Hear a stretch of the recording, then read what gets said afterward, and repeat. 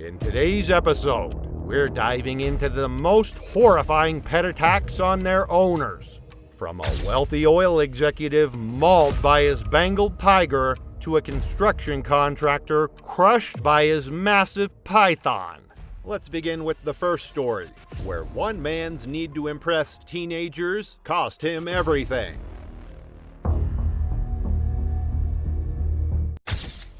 It was March 12, 2016.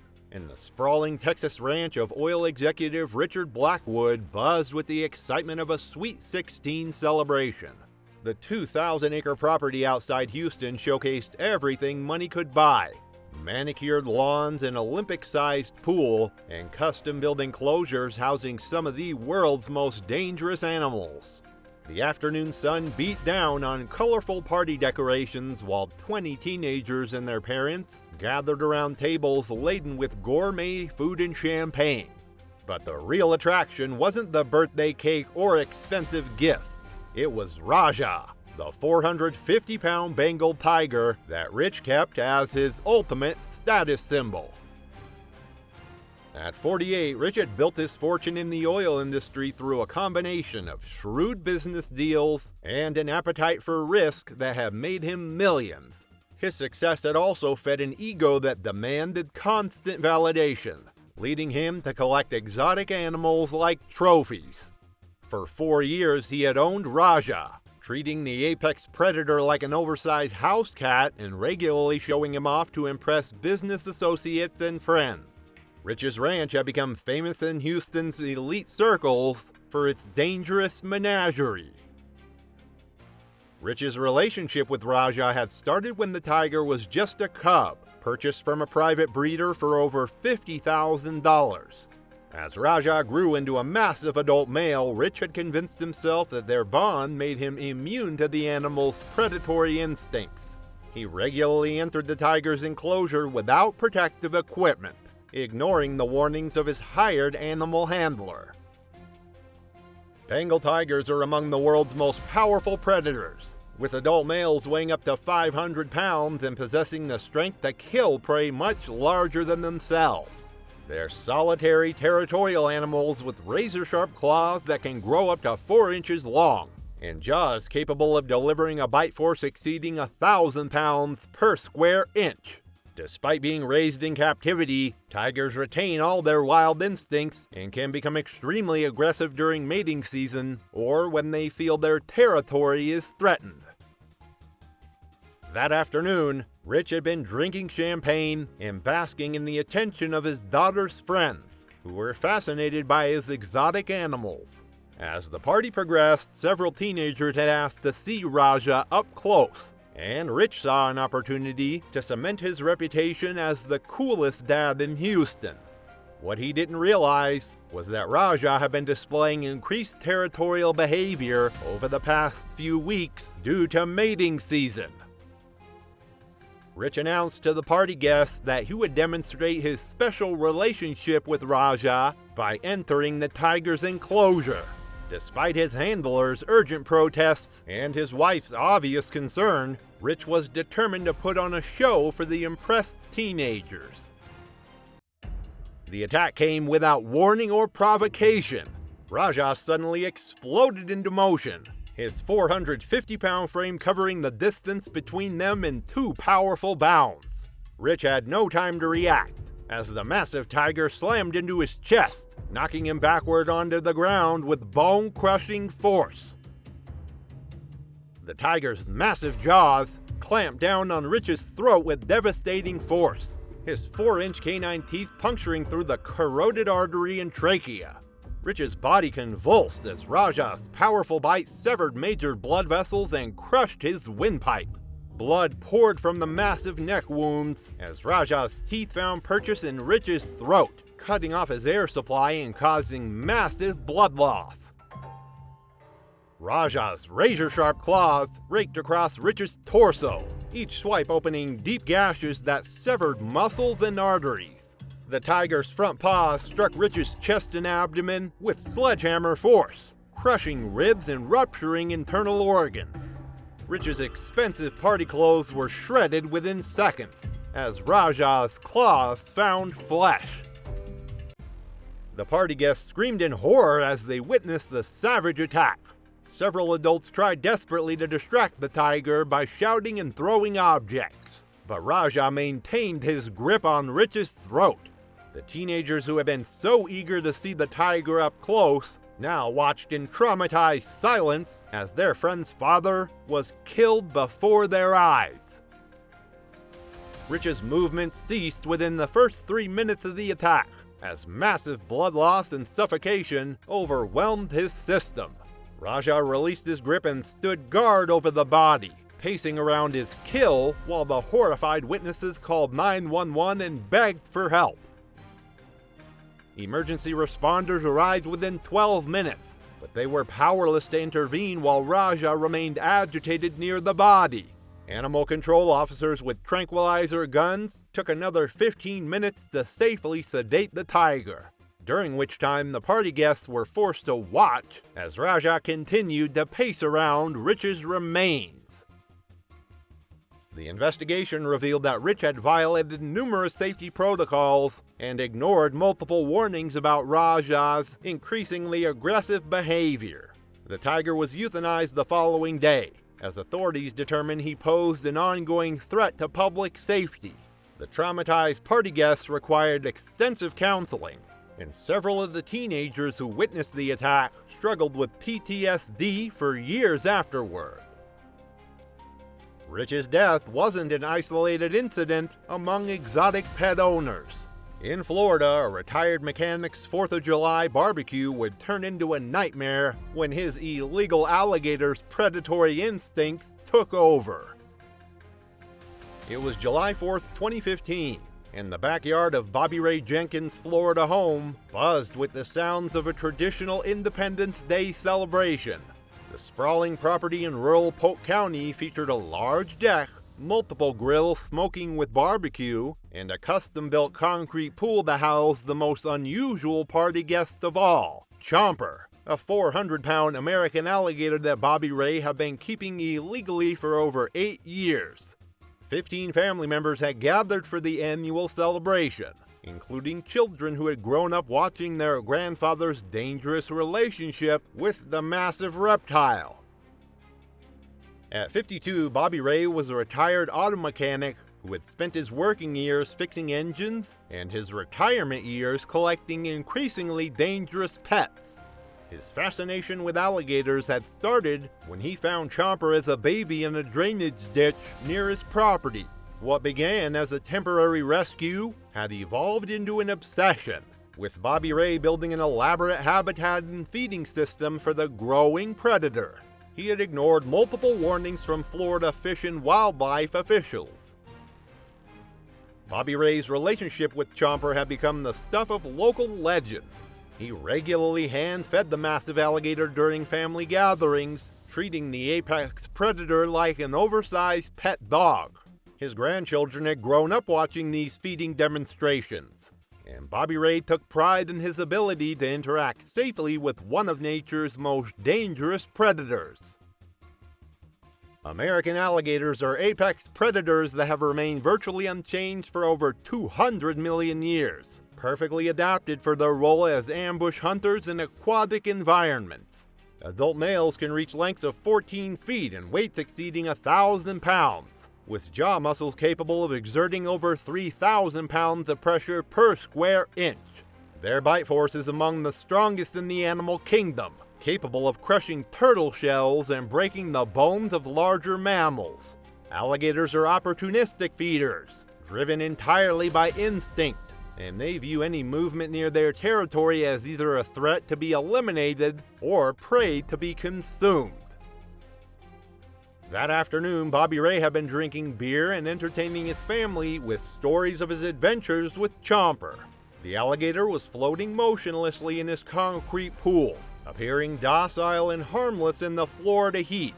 As the barbecue progressed, several family members requested the traditional feeding demonstration that had become a highlight of their gatherings. Bobby Ray was happy to oblige, retrieving a whole chicken from his outdoor refrigerator. The 15 family members gathered around the pool's edge, with children sitting on their parents' shoulders to get a better view of the spectacle. Bobby Ray approached the pool's edge with the whole chicken dangling from his hand, calling out to Chomper in the playful tone he had used for years. As Bobby Ray leaned forward to drop the chicken into Chomper's waiting jaws, he lost his balance and fell partially into the pool. The moment his arm hit the water, Chomper's predatory instincts took over completely. The massive alligator's jaw snapped shut on Bobby Ray's extended arm with bone-crushing force, his 3,000 pounds of bite pressure instantly fracturing bones and severing major arteries. Chomper immediately began his signature death roll, spinning rapidly in the water while maintaining his grip on Bobby Ray's arm. The violent rotation dislocated Bobby Ray's shoulder and pulled him fully into the pool, where the alligator's natural advantages became overwhelming. The family members screamed in horror as they watched Bobby Ray being dragged underwater, his blood turning the pool water crimson. The death roll continued for nearly a minute, each rotation causing additional trauma to Bobby Ray's arm and torso, while simultaneously disorienting him and filling his lungs with water. Chomper's powerful tail thrashed violently, striking Bobby Ray's body with enough force to crack ribs and cause internal bleeding. The alligator's grip never loosened, his teeth designed specifically for holding on to struggling prey. Bobby Ray's desperate attempts to break free only triggered Chomper's instincts to bite down harder and roll more aggressively. The massive alligator dragged his victim to the deeper end of the pool, where Bobby Ray's struggles grew weaker as blood loss and drowning combined to overwhelm his system. Within minutes, Bobby Ray's movement ceased, as the massive alligator's death roll proved unsurvivable. Chomper dragged Bobby Ray's lifeless body underwater, his instincts driving him to secure his kill in the depths of the pool. The traumatized family members, including young children, were forced to witness the entire gruesome spectacle. Emergency responders arrived within 18 minutes, but Chomper remained highly agitated and dangerous in the pool. It took wildlife officers over 90 minutes to safely tranquilize the massive alligator and recover what remained of Bobby Ray's body. The investigation revealed that Bobby Ray had been keeping the alligator illegally for years, ignoring multiple warnings from wildlife officials. Chomper was euthanized the following day, and Bobby Ray's death prompted stricter enforcement of exotic animal regulations in Florida. The traumatized family members required extensive counseling, and several of the children who witnessed the attack developed lasting psychological trauma. But dangerous reptiles aren't the only pets that can turn deadly. In Connecticut, a retired teacher's dinner party would become a bloodbath when her beloved chimpanzee's territorial instincts exploded.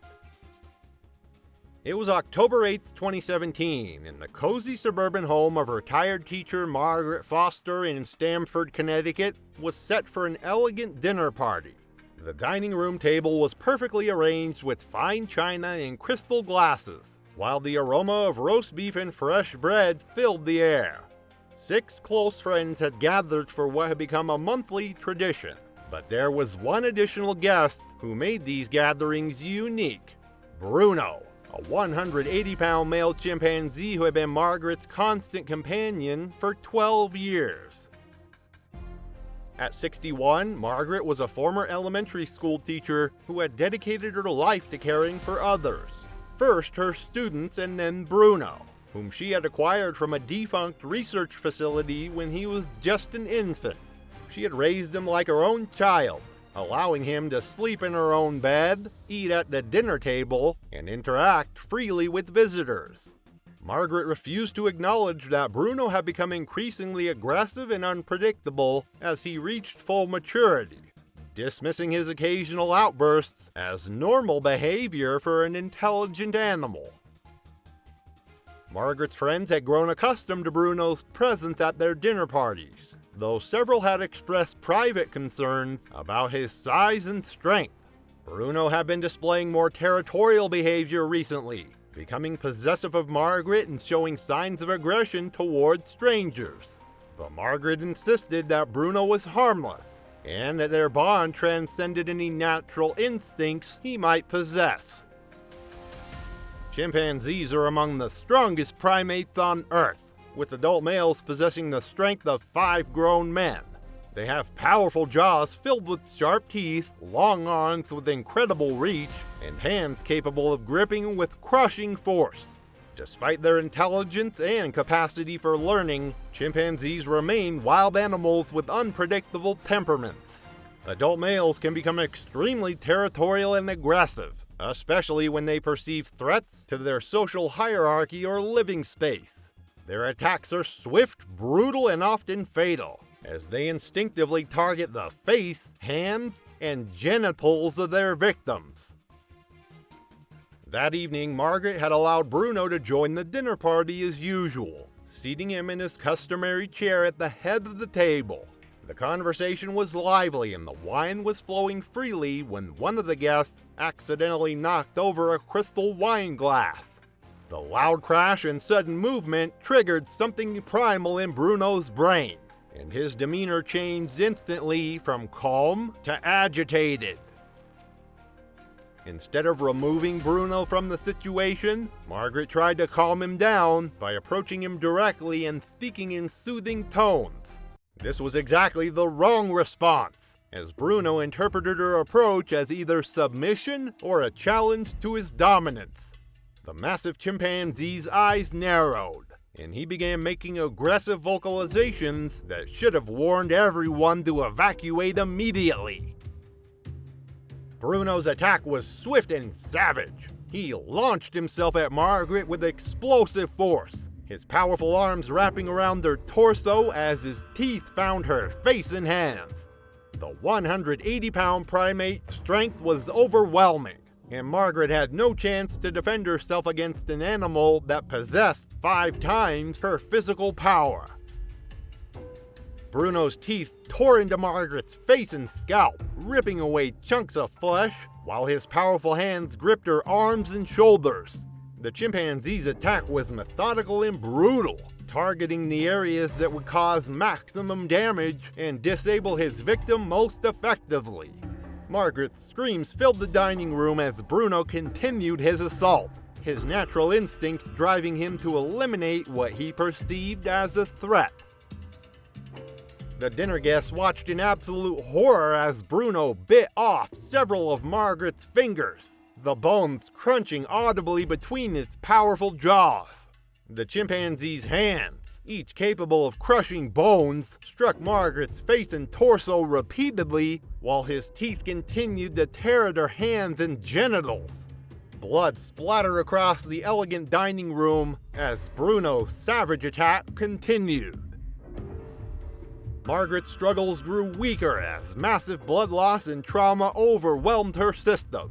Bruno showed no signs of stopping his assault, driven by instincts that had been suppressed but never eliminated by years of domestication. The horrified guests were too terrified to intervene, knowing that approaching the enraged chimpanzee would likely result in additional casualties. Within minutes, Margaret's movement ceased as Bruno's brutal attack proved fatal. The massive chimpanzee continued to maul her lifeless body, his aggression showing no signs of diminishing. The traumatized dinner guests had called 911, and police officers arrived quickly to assess the immediate threat. When officers entered the home, they immediately shot Bruno to stop his continued assault on Margaret's body. The investigation revealed that Margaret had been keeping the chimpanzee illegally, as Connecticut had banned private ownership of primates years earlier. Her death prompted renewed calls for stricter exotic animal regulations and better enforcement of existing laws. The traumatized dinner guests required extensive psychological counseling, and several developed lasting PTSD from witnessing the brutal attack. Margaret's death became a cautionary tale about the dangers of keeping wild animals as pets, regardless of how long they have been in captivity. Margaret's tragedy was part of a disturbing pattern. In Montana, a logger's weekend barbecue would become a nightmare when his pet black bear's food aggression turned deadly. It was August 19, 2014, and the rustic cabin of logger Frank Morrison, nestled in the Montana wilderness, was alive with the sounds of a weekend barbecue. The property, surrounded by dense forests and mountain peaks, hosted 4 neighbor families who had gathered to enjoy Frank's famous grilled steaks and his most unusual attraction, Buster, a 350-pound male black bear that Frank had been illegally feeding for over 3 years. The afternoon sun filtered through the pine trees as children played on the wooden deck while adults gathered around picnic tables laden with food and beer. At 44, Frank was a third-generation logger who had spent his entire life in the Montana wilderness, developing what he believed was a special understanding of wild animals. His relationship with Buster had started innocently enough when the bear was just a yearling, drawn to Frank's property by the smell of cooking food. What began as occasional food scraps had evolved into daily feedings, and Frank had convinced himself that he had tamed one of nature's most powerful predators. Frank's neighbors had initially been fascinated by his relationship with the massive bear, but several had grown concerned as Buster became increasingly bold and aggressive around food. The bear had been displaying more territorial behavior as winter approached, his natural instincts driving him to consume as many calories as possible before hibernation. Black bears are North America's most common bear species, with adult males weighing between 300 and 400 pounds. Despite their name, they can be brown, cinnamon, or even blonde in color, and they possess incredible strength capable of breaking down doors and overturning cars. Black bears are omnivores with powerful jaws and razor-sharp claws designed for digging and climbing, but they can become extremely dangerous when defending food sources or feeling threatened. Their bite force exceeds 800 pounds per square inch, and their speed and agility make escape nearly impossible once an attack begins. That afternoon, Frank had been drinking heavily and entertaining his guests with stories of his adventures with Buster. The massive bear was pacing near the tree line, drawn by the smell of grilling meat and clearly agitated by the presence of so many people near his established feeding area. As the barbecue progressed, several neighbors requested a demonstration of Frank's special relationship with the bear.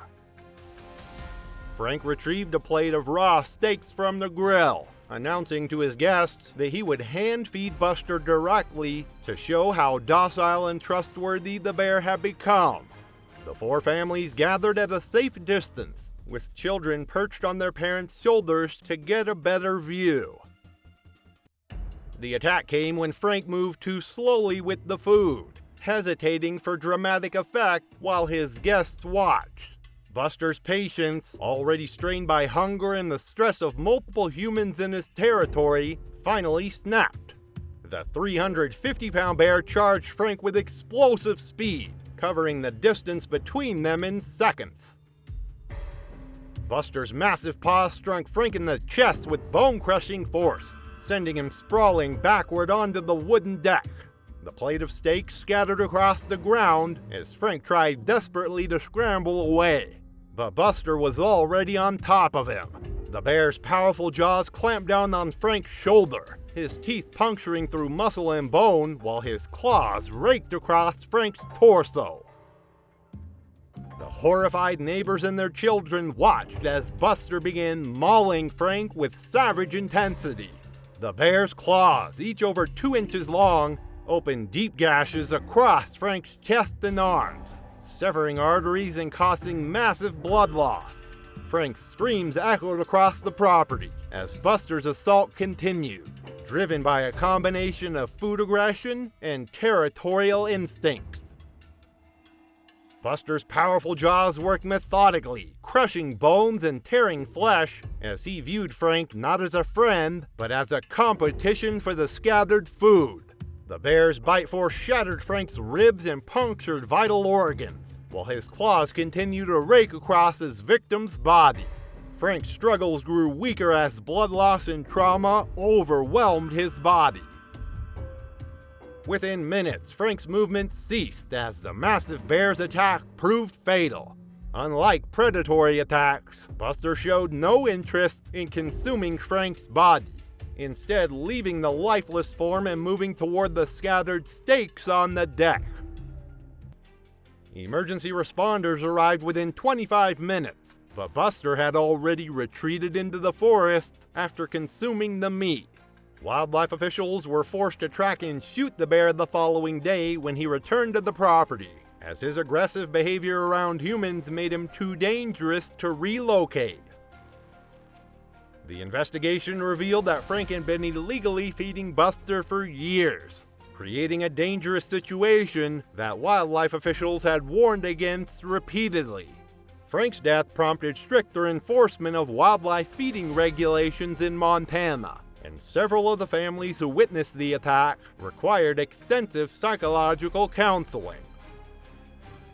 Yet the pattern of exotic pet tragedies continued in Florida, where a construction contractor's pool party would become a nightmare when his massive python stress response turned deadly. It was June 25, 2013, and the backyard of construction contractor Carlos Mendez's suburban Florida home was transformed into a tropical paradise for his annual pool party. The spacious property featured a kidney-shaped swimming pool surrounded by palm trees and tiki torches, while 12 guests enjoyed barbecue and cocktails in the warm evening air. But the real attraction wasn't the food or drinks. It was Serpentina, a 200-pound Burmese python that Carlos regularly brought to social gatherings as his ultimate conversation starter. At 38, Carlos had built a successful construction business through hard work and an appetite for attention that extended to his choice of pets. He had owned Serpentina for 6 years, treating the massive snake like a living accessory that never failed to impress friends and clients. Carlos regularly draped the 16-foot python around his shoulders at parties, believing that his bond with the apex predator demonstrated his fearlessness and made him unforgettable to potential business contacts. Carlos's relationship with Serpentina had become legendary among his social circle. He often brought the massive snake to pool parties and barbecues, allowing guests to touch her scales and pose for photos. Carlos took pride in his ability to handle one of the world's largest constrictors, dismissing concerns from friends who worried about the snake's size and strength. Burmese pythons are among the world's largest snakes, capable of reaching lengths over 20 feet and weights exceeding 250 pounds. They're powerful constrictors that killed their prey by wrapping their muscular bodies around victims and squeezing with tremendous force, up to 90 pounds of pressure per square inch.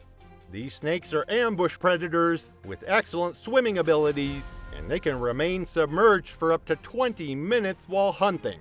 When stressed or threatened, Burmese pythons become extremely dangerous, using their incredible strength to defend themselves against any perceived threat. That evening, Carlos had been drinking and entertaining his guests with stories of his adventures with Serpentina. As the party progressed, several guests requested a demonstration of his famous snake handling skills. Carlos decided to take the spectacle to the next level by bringing Serpentina into the pool, planning to swim with the massive python while his impressed guests watched from the deck. The 12 party guests gathered around the pool's edge, phones ready to capture what they expected to be an impressive but harmless display. Carlos entered the shallow end of the pool carrying Serpentina, her massive body draped across his shoulders and arms. The snake appeared calm initially, but the combination of water, noise, and unfamiliar environment began to stress her beyond her tolerance level.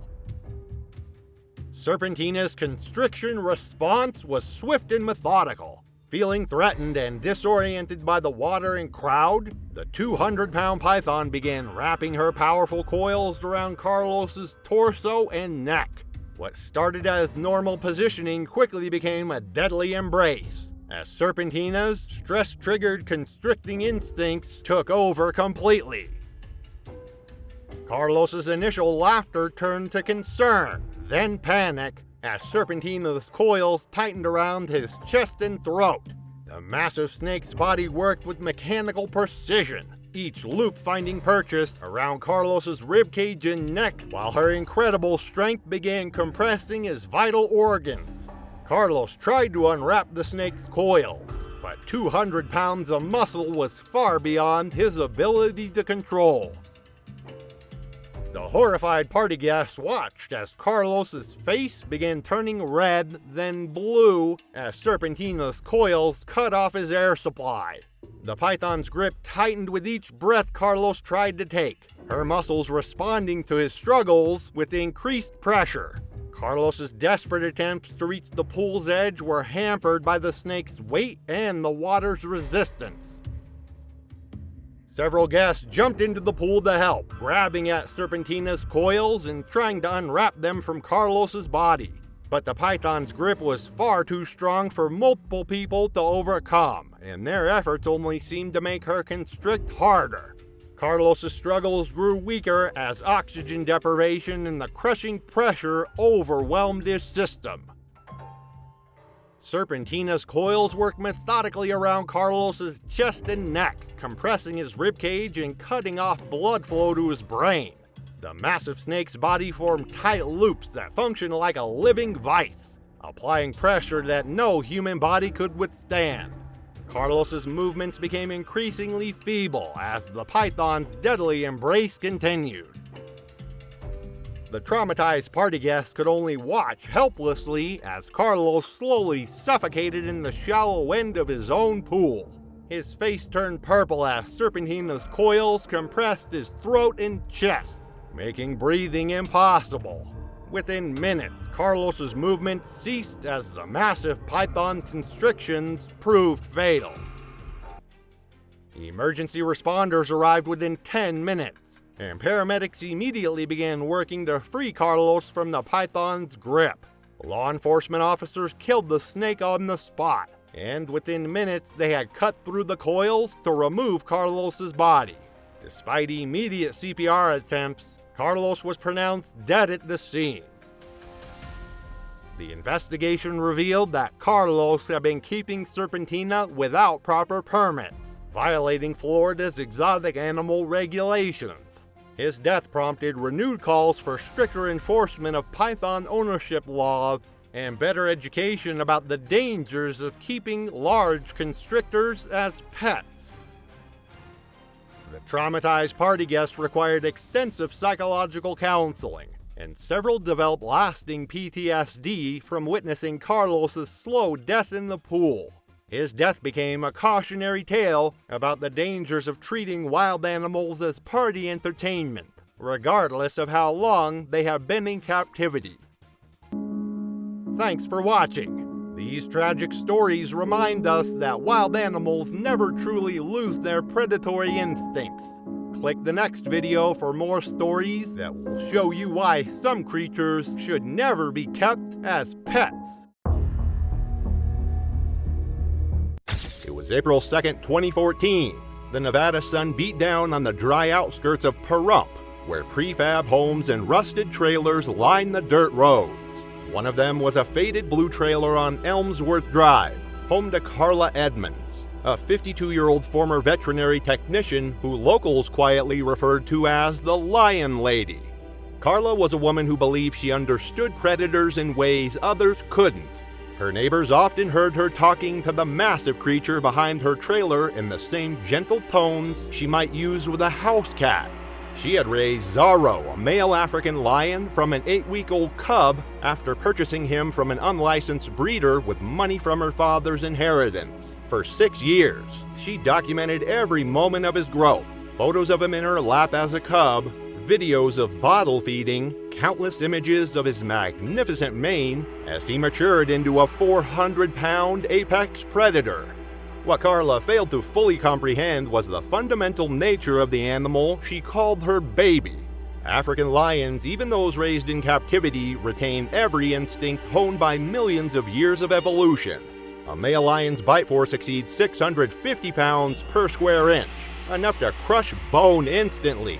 Their retractable claws, over 2 inches long, are designed to grip and tear flesh from struggling prey.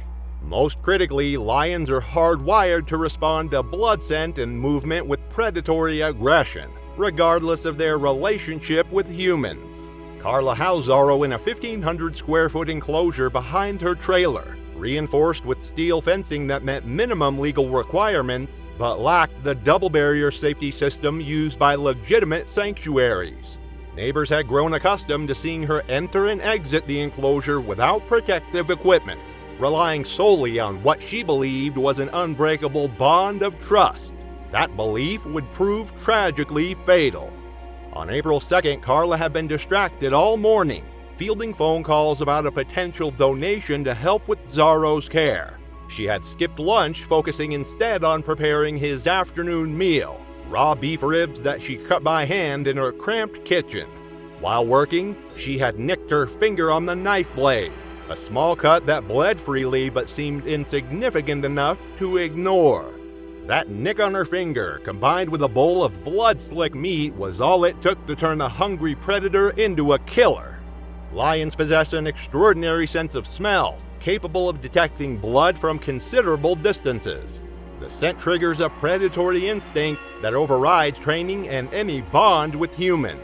As the afternoon heat intensified, Zorro had begun his familiar pacing pattern, a sign of growing agitation and hunger that Carla had witnessed countless times before, his eyes tracking every movement in his vision. Standard feeding protocol at any legitimate facility would have required Carla to use the feeding chute or divider gate to separate Zorro before entering his space. Instead, she grabbed the metal bowl of blood-scented meat in one hand and a towel in the other, then unlatched the main enclosure door and stepped directly into the lion's territory. The moment Carla crossed the threshold, Zorro's demeanor shifted with terrifying speed. His pacing stopped abruptly as he locked onto the scent of fresh blood emanating from both her injured finger and the raw meat.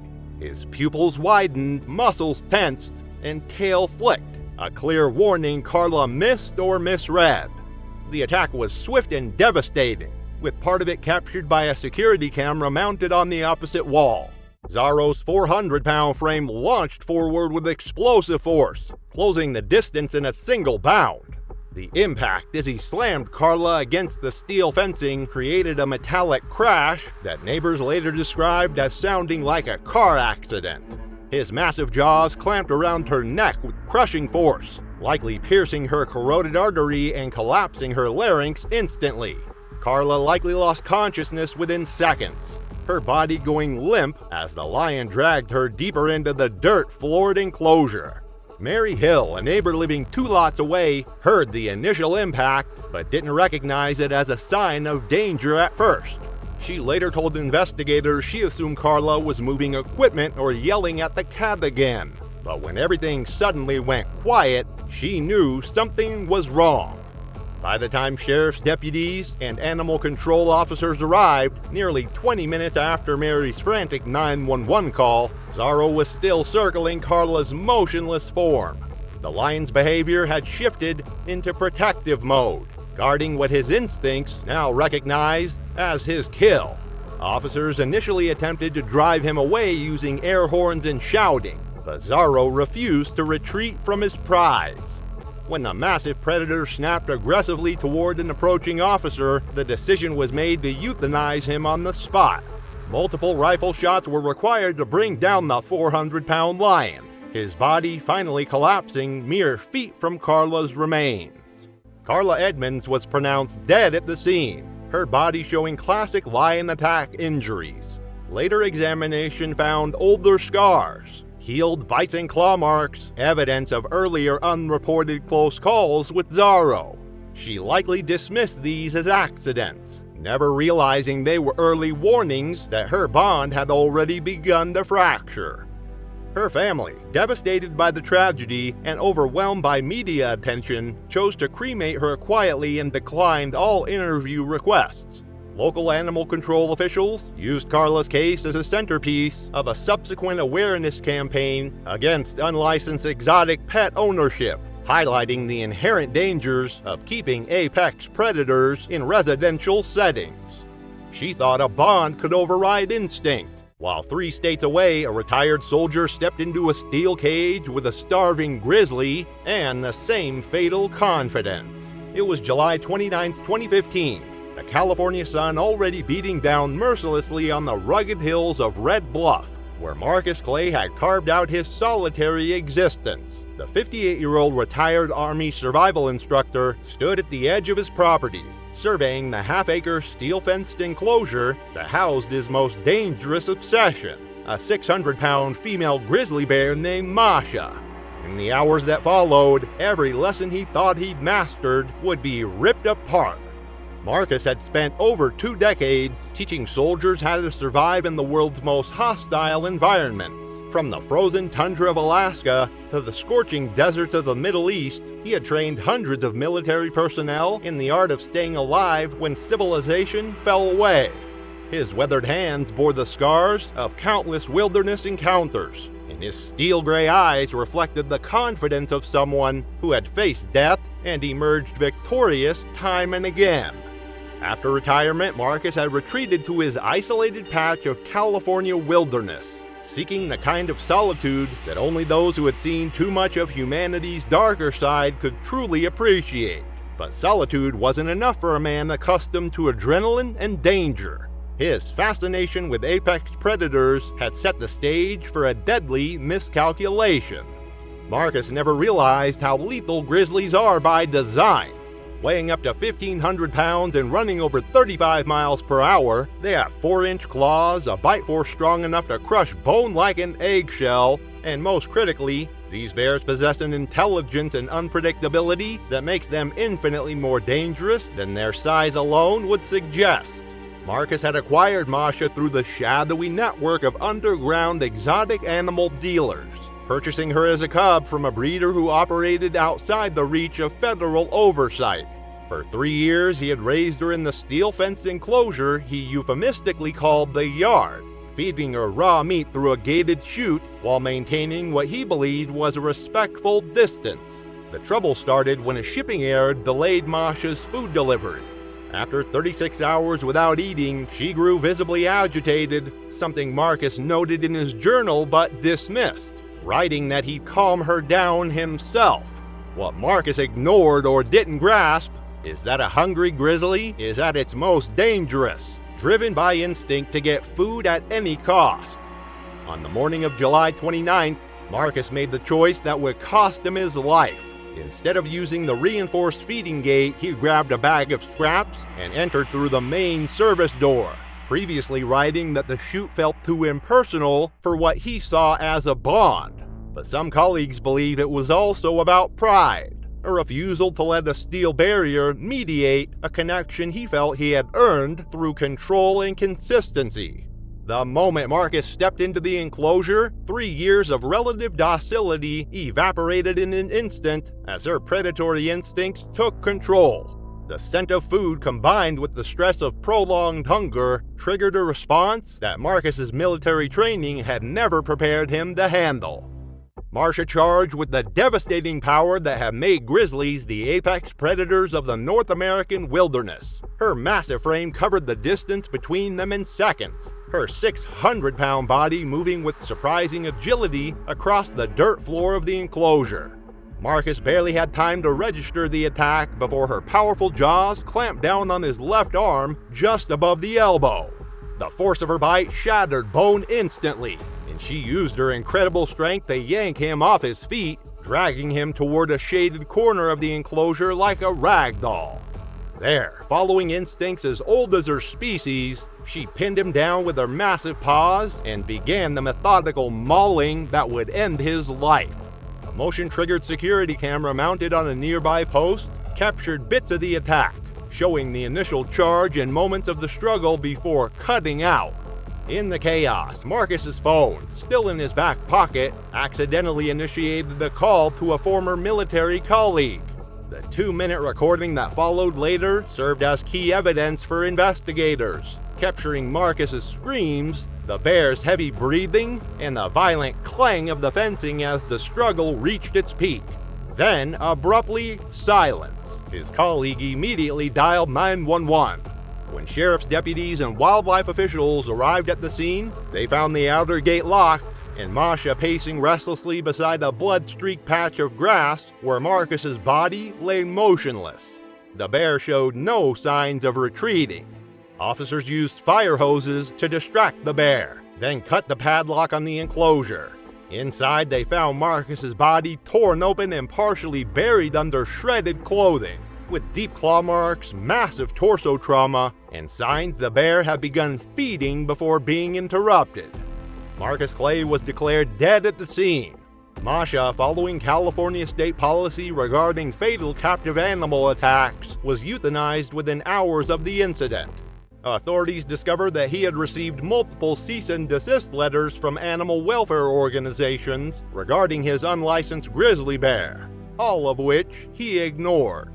Friends and former colleagues described Marcus as fearless, principled, and driven, but also increasingly isolated and dismissive of safety warnings. His military experience had given him confidence in dangerous situations, but it also created a dangerous blind spot regarding the fundamental unpredictability of wild animals. In the aftermath of his death, local wildlife officials used Marcus's case to highlight the inherent dangers of keeping apex predators in private settings. His property was eventually sold and cleared, the steel enclosure dismantled and hauled away. After a soldier misjudged the limits of a starving grizzly, a teenager in rural Oklahoma made an even deadlier mistake. He forgot to lock the gate on a full-grown tiger. It was October 18, 2016, and the mist hung low over the wooded hills near Broken Bow, Oklahoma. Deep within the sprawling property owned by the Dunn family, a converted barn stall held the secret that would soon turn deadly. Inside, a 300-pound Bengal tiger named Rozzy paced behind makeshift barriers, watching every move of the young man who had raised him. While other teenagers in rural Oklahoma spent their Friday nights at football games and weekend bonfires, 21-year-old Caleb Dunn immersed himself in the shadowy world of exotic animal ownership. He spent countless hours watching big cat rescue videos and following illegal exotic pet forums, fascinated by people who claimed to have formed bonds with apex predators that defied conventional wisdom. When Caleb turned 18, a modest inheritance from family land sales provided him with the means to pursue his dangerous obsession. He contacted an unlicensed breeder in Texas who promised him a docile, hand-fed Bengal tiger cub that would be perfect for bonding. The seller assured Caleb that the animal would remain manageable and affectionate if raised properly from infancy. However, Caleb failed to understand the fundamental nature of the predator he was purchasing. Bengal tigers are among the strongest big cats, with males weighing over 500 pounds and capable of taking down much larger prey. Their 4-inch claws and 1,000 psi bite can crush bone with ease. Crucially, even hand-raised tigers retain their instincts and may be more dangerous due to their lack of fear of humans. Caleb named the cub Rozzy and hid him in a converted stall at the edge of his grandparents' barn.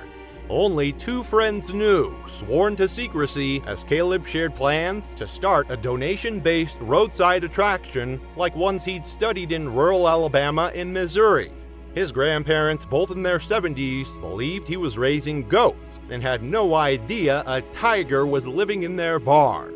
But tigers don't remain cubs forever, and by fall 2016, Rozzy had transformed into a magnificent and terrifying predator.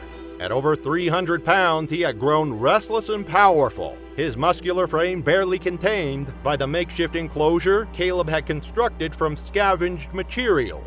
The stall was reinforced with a patchwork of old fencing, kennel panels, and plywood. The enclosure's deadly flaw was its primitive security system, a chain-locked outer gate and a wooden inner divider that Caleb had to manually lift and secure each time he entered. This design required him to be inside the tiger's space while manipulating the barrier, a risky method no professional facility would allow. On the morning of October 18th, Caleb entered the stall to refill Rozzy's water barrel, a task he had done many times before. The security camera he had recently installed to monitor the enclosure captured footage that would later serve as key evidence for investigators. As he lifted the inner gate to pass the water barrel through, he became distracted by his phone, apparently attempting to capture a photo of Rozzy. In his momentary lapse of attention, he forgot to drop the lock bolt back into place, leaving the barrier unsecured.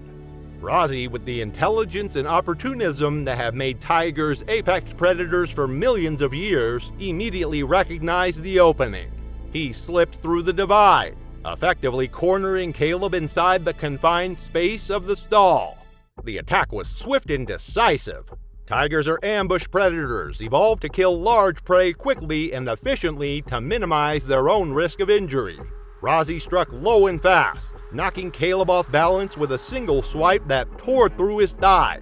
As Caleb hit the ground, the tiger clamped down on his neck, crushing his airway and severing critical blood vessels in seconds. His arms flailed briefly before going limp. In the wild, tigers typically kill by delivering a crushing bite to the throat or back of the neck, severing the spinal cord or crushing the windpipe. This technique, perfected over countless generations, ensures a quick kill that prevents the prey from fighting back or escaping. Hours later, Caleb's friend Tyler arrived for the afternoon feeding to an unsettling silence. The stall door was ajar, and inside he found Caleb's body partially buried in straw, torn by deep claw marks and massive trauma. Rozzy paced calmly inside, likely satisfied with the kill. Tyler immediately called 911. When authorities arrived after an hour, they found themselves facing a scenario that highlighted the dangerous reality of illegal exotic animal ownership. Wildlife officials tranquilized Rozzy and transported him to a legitimate sanctuary in Colorado, where staff described the tiger as well-fed but completely unsocialized, a dangerous combination that made him unsuitable for any form of human interaction. Caleb's grandparents, visibly shaken and devastated by the revelation of what had been happening on their property, insisted they had no knowledge of the tiger's presence. Caleb's funeral was held quietly in Broken Bow, attended by a small group of friends and family still reeling from the shock. His grandparents, overwhelmed with guilt and grief, chose not to speak publicly again about what happened. After one teenager's secret tiger turned a routine feeding into a fatal mauling in his makeshift barn pen, hundreds of miles away, a middle-aged woman's unlicensed primate sanctuary would become her tomb. It was March 3, 2013, with rain clouds hanging over the outskirts of Macon, Georgia. Inside a small ranch-style home on Peachtree Lane, 67-year-old Laura Estes moved through rooms crowded with cages, perches, and the strong odor of animals soaked into the walls. Neighbors described her as quiet and stubborn, traits that had kept her committed to rescuing strays, but also set the stage for what would kill her. Laura's journey into exotic animal ownership had begun innocently enough. Throughout her life, she had rescued cats, dogs, and even the occasional raccoon, nursing them back to health in her spare bedroom before finding them proper homes. But as she aged and grew more isolated, her rescue efforts had taken a darker turn.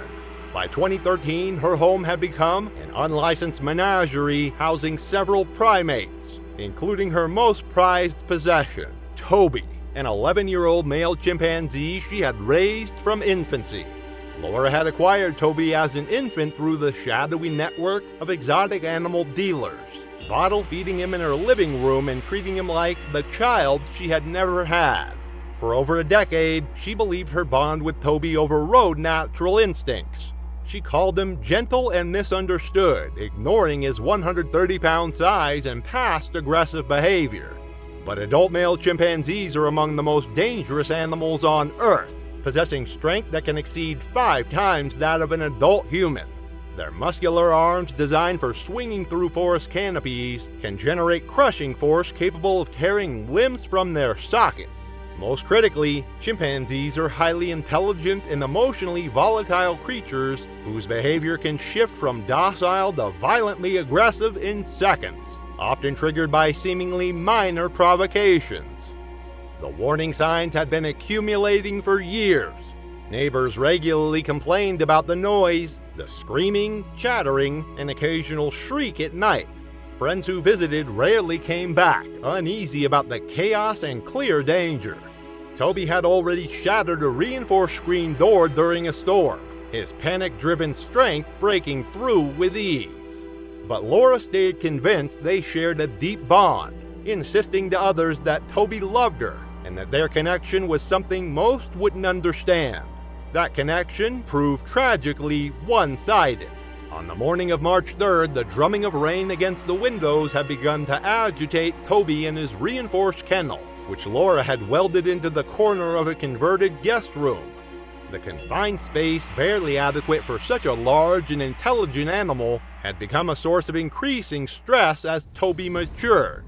Wild chimpanzees roam large territories and engage in complex behaviors that captivity can't replicate. As the rain worsened, Toby grew frantic, screaming and slamming the bars of his cage so hard the noise filled the house. Exhausted and overwhelmed, Laura finally reached her limit. Against her usual routine, Laura decided to release Toby from his kennel earlier than scheduled, hoping that freedom to move around the house would calm his agitation. The moment she opened the door, Toby stormed out with pent-up energy of a creature that had been confined too long in too small a space. In his agitated state, Toby immediately began engaging in destructive behavior, a common response among captive primates experiencing stress. Her home security camera captured him grabbing a plastic shampoo bottle from a side table and began chewing on the cap, his powerful jaws easily crushing the plastic. When Laura attempted to remove the bottle from his grasp, she made the deadly mistake of treating him like a misbehaving child rather than a powerful wild animal. Chimpanzees are highly possessive creatures, and any attempt to forcibly remove an object they've claimed can trigger aggression. In that moment, Toby's perception of her shifted from caregiver to threat. The attack was swift and devastating. Toby slammed her against the doorframe with such force that the impact could be heard throughout the house. His powerful jaws clamped down on her left arm, his canine teeth easily severing tendons and crushing bone. Laura's screams filled the house as she stumbled backward, but Toby was far from finished. Following the attack patterns that chimpanzees use against rivals in the wild, he continued his assault with methodical brutality, biting, striking, and tearing at her face and scalp. He pulled clumps of hair from her head while his teeth inflicted devastating wounds to her arms and neck. In the chaos of the attack, Toby knocked over a table lamp, sending shards of glass across the floor. The crash, combined with Laura's increasingly desperate screams, finally attracted the attention of a neighbor who was walking her dog past the house. The woman immediately called 911. When police officers arrived minutes later, they peered through the living room window to see Toby pacing near Laura's motionless body on the floor. As officers entered through the rear of the house, Toby charged with the same explosive aggression he had shown toward Laura. Faced with a 130-pound primate in full attack mode, one officer fired twice. Toby collapsed in the hallway, just feet from the door, his body finally still after a lifetime of captivity. Laura Estes was pronounced dead at the scene, her body bearing the horrific injuries typical of a chimpanzee attack. Multiple facial lacerations, partial scalping, and deep bite wounds to her arms and neck. The coroner ruled her death as trauma consistent with prolonged mauling. The surviving primates in Laura's makeshift sanctuary, 2 capuchins and 2 macaques, were sedated and removed by animal control officers. After a legal battle with distant relatives who wanted them euthanized, all were eventually rehomed to accredited sanctuaries where they could receive proper care. Laura's funeral was held quietly at a small church in Macon, attended by a few neighbors and former co-workers. Her remains were cremated and no family members spoke publicly.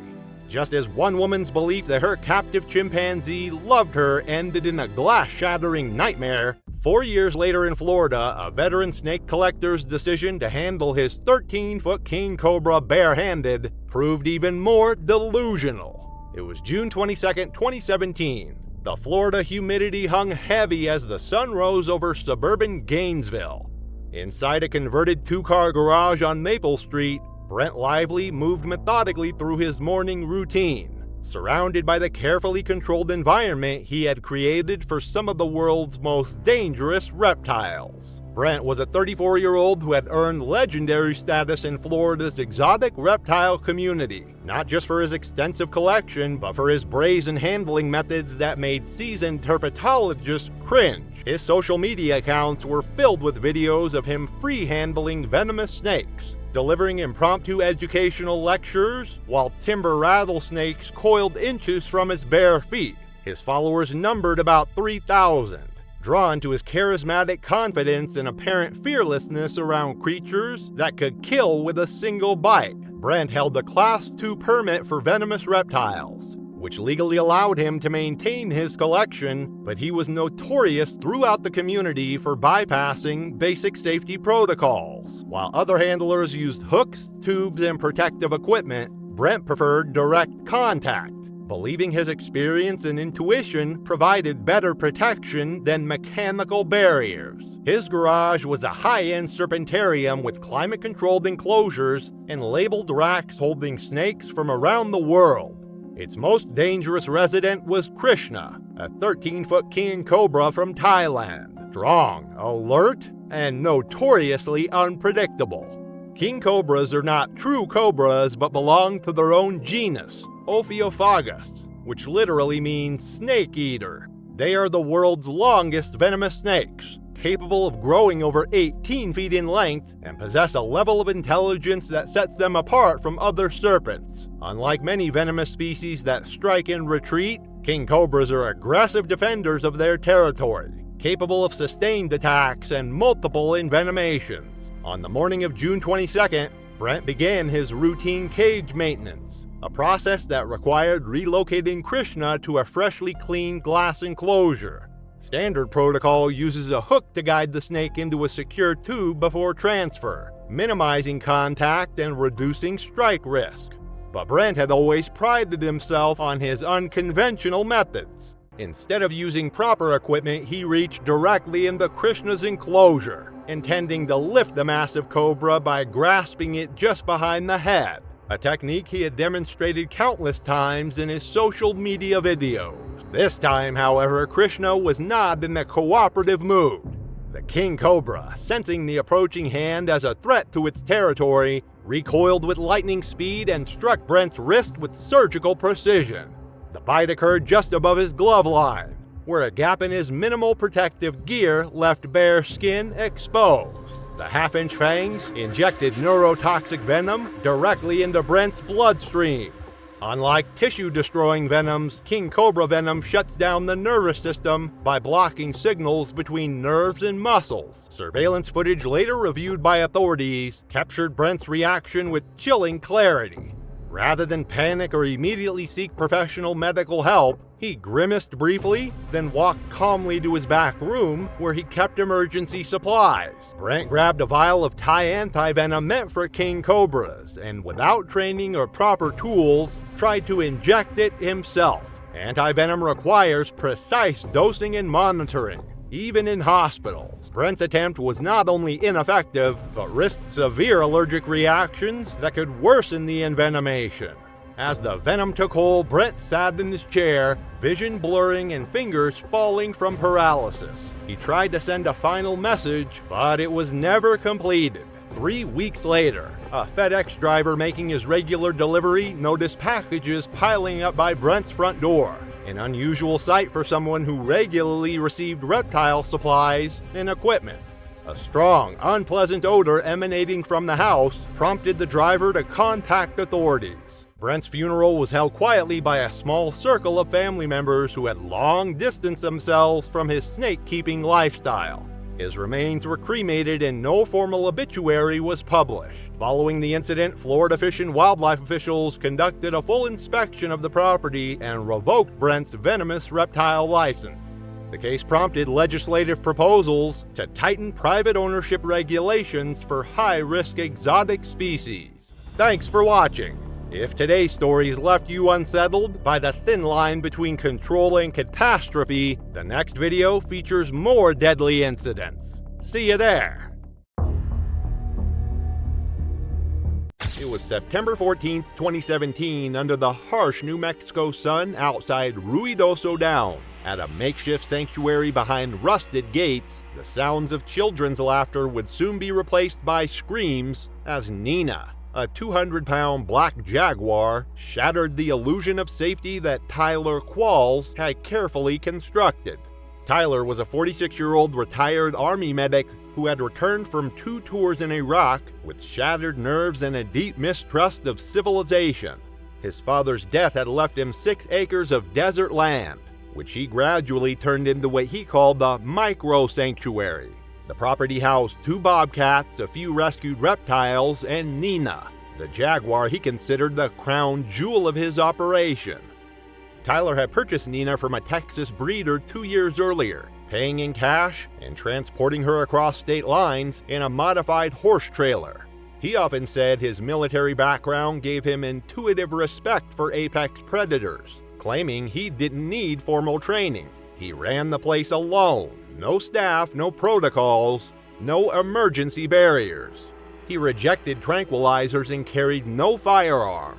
His solution to danger was confidence, which he believed animals could sense.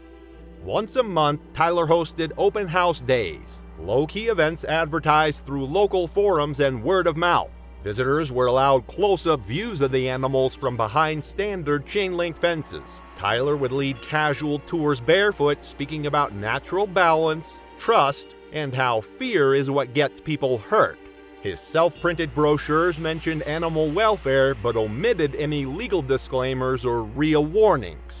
On the morning of September 14th, 11 visitors arrived, including a couple from Albuquerque with 2 children, a tourist group from Arizona, and 3 local residents. By 10 a.m., they had gathered near Nina's enclosure, a 20 by 30 foot space enclosed by chain-link fencing and shaded by a salvaged metal carport. The guests took photos as Tyler talked about Nina's diet, daily behavior, and his belief that she saw him as family.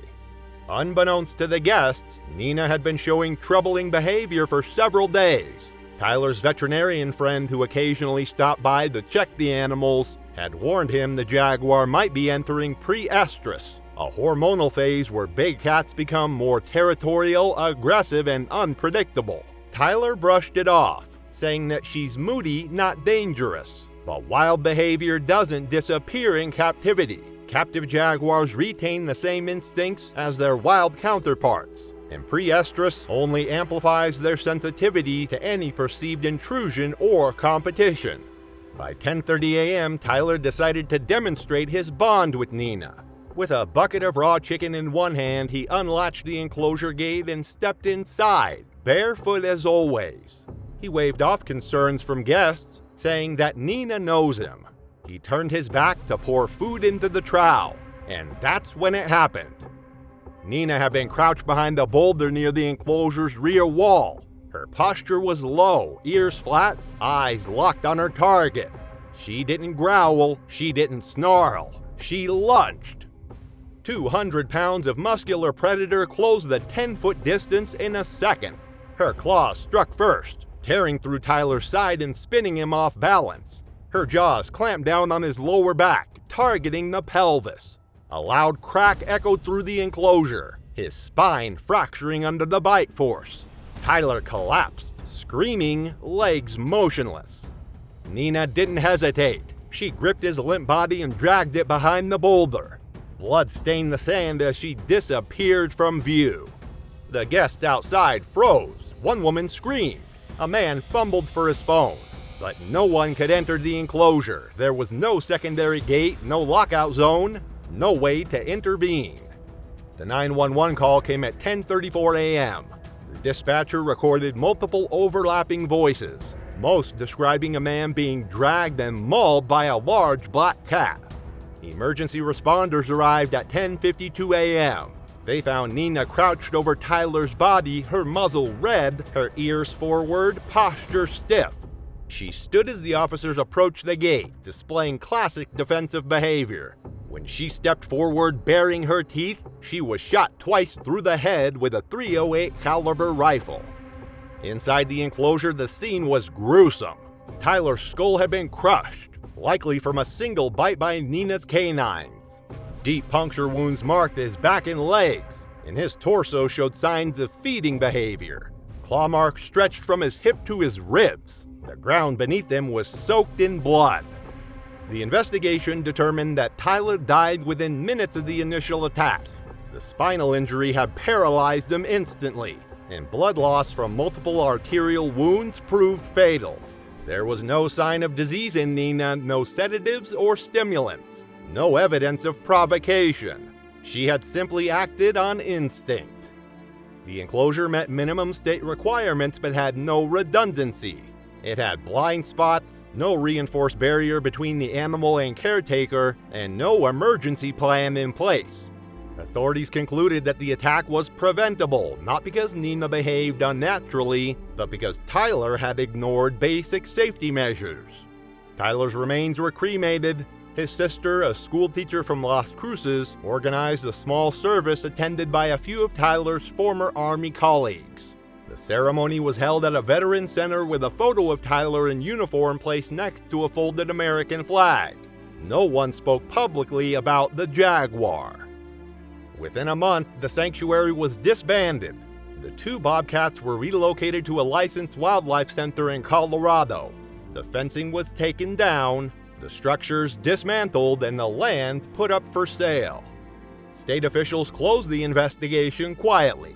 No charges were filed, since Tyler had not technically violated any enforceable statute. New Mexico had no comprehensive regulation on big cat ownership at the time. In the end, the state labeled the event an isolated incident.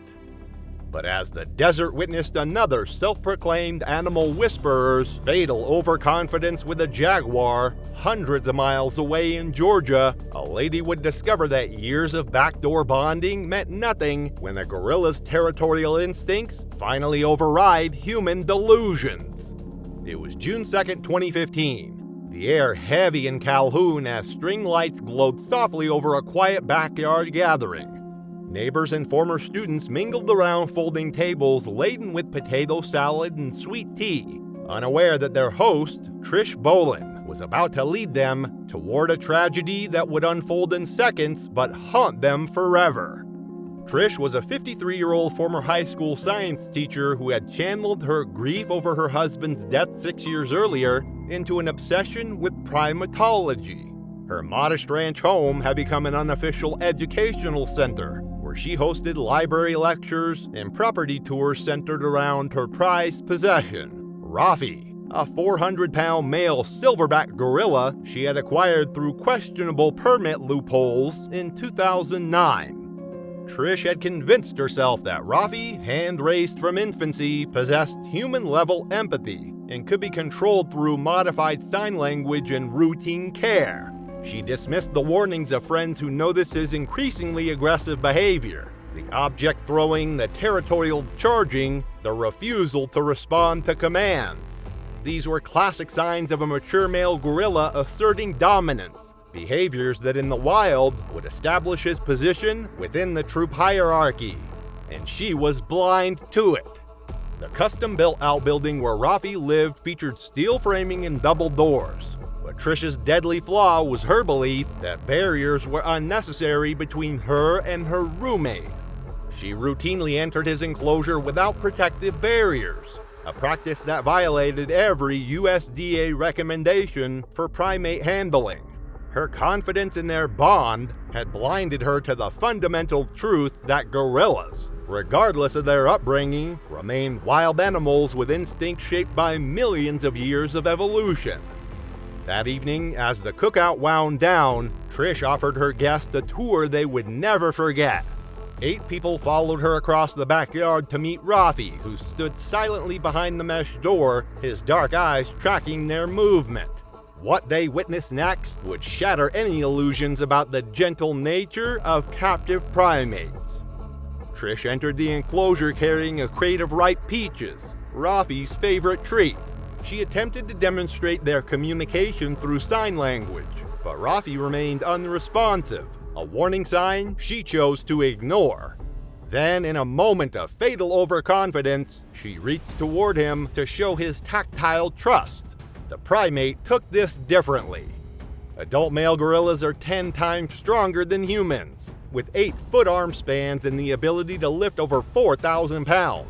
Though not naturally aggressive, a single blow can shatter ribs, and their 1,300 psi bite can crush a skull instantly.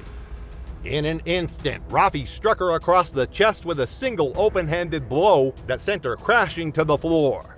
Before she could recover, he advanced, the dominant male asserting his authority. His 400-pound frame came down on her torso with crushing force, each step breaking ribs and collapsing organs. The horror escalated as Rafi grabbed Trish by the jaw, his massive hands easily encompassing her head. With one powerful bite, he removed part of her face. His canine teeth, designed to strip bark and crush tough vegetation, tearing through flesh and bone with terrifying efficiency. The guests fled in panic, their screams echoing across the suburban neighborhood as they witnessed the brutal reality of primate power. A neighbor that heard their screams dialed 911. When law enforcement arrived 12 minutes later, they found Rafi standing motionless over Trish's body. Not aggressive, but alert, displaying the calm dominance of a silverback who had successfully defended his territory. Unaware that a dangerous animal was present, they waited for another 10 minutes for animal control to arrive. Eventually, a tranquilizer dart ended the standoff, but it was far too late for Trish. Her skull was crushed, her upper torso torn open by the immense force of Rafi's attack. The scattered peaches around her body served as a grim reminder of the trust she had placed in a creature whose nature she had fundamentally misunderstood. Rafi was euthanized the following morning, a decision made without protest or petition. Trish's family declined interviews and only a small obituary appeared in the local paper, noting her background as an educator and longtime advocate for primate care. The investigation revealed multiple violations dating back years: incomplete behavior logs, improper enclosure procedures, and lack of veterinary oversight. The property was sold, the outbuilding demolished, leaving only bureaucratic footnotes to mark the end of Trish Boland's misguided dream. While Trish's misplaced faith in her companion would soon turn a backyard demonstration into a nightmare, thousands of miles away in the rugged landscape of Wyoming, a man's confidence in his bond with a lion was about to be shattered in the most brutal way imaginable. It was November 16, 2013, the Wyoming wind slicing across the plains near Cody, as a Barbary lion paced behind rusted bars in a half-acre of makeshift enclosures. Just past noon, Derek Pruitt stepped through the gate carrying a tray of raw venison, unaware that his years of reckless confidence were about to meet their violent end. Derek Pruitt was a 38-year-old former rodeo star whose fearless reputation on the bronc riding circuit had been built on calculated risk and split-second timing. When a career-ending injury forced his retirement, he channeled that same dangerous confidence into exotic animal ownership, converting old rodeo panels into enclosures on his property outside Cody. His centerpiece was Jax, a 500-pound Barbary lion he had acquired as a cub and raised to adulthood over 3 years. Barbary lions, extinct in the wild but still bred in captivity, are apex predators weighing up to 550 pounds. With 2-inch claws, a 650 psi bite, and hunting instincts that remain sharp even when hand-raised. As males mature, they grow more territorial, powerful, and dangerously unpredictable. Derek's approach to lion handling was built on dangerous misconceptions. His philosophy centered on dominance through calmness, believing that lions could sense human emotions and respond to confidence with submission. He regularly entered Jax's enclosure without protective barriers, hand-feeding the massive predator and walking the perimeter with nothing but a stick for protection. The warning signs had been mounting for weeks. Jax had been exhibiting classic stress behaviors, pacing at odd hours, refusing food for days, showing increased agitation during routine interactions. These behavioral changes are common in captive lions experiencing hormonal fluctuations or territorial stress, often preceding aggressive episodes. But Derek dismissed these red flags as winter laziness, his overconfidence blinding him to the danger signals that any trained animal behaviorist would have recognized immediately. On Thanksgiving weekend, his 14-year-old nephew Bryce had come by to help with feeding, as he often did. The enclosure's safety vestibule meant to protect direct contact was bypassed as always. Derek insisted Jax knew him too well to ever pose a threat.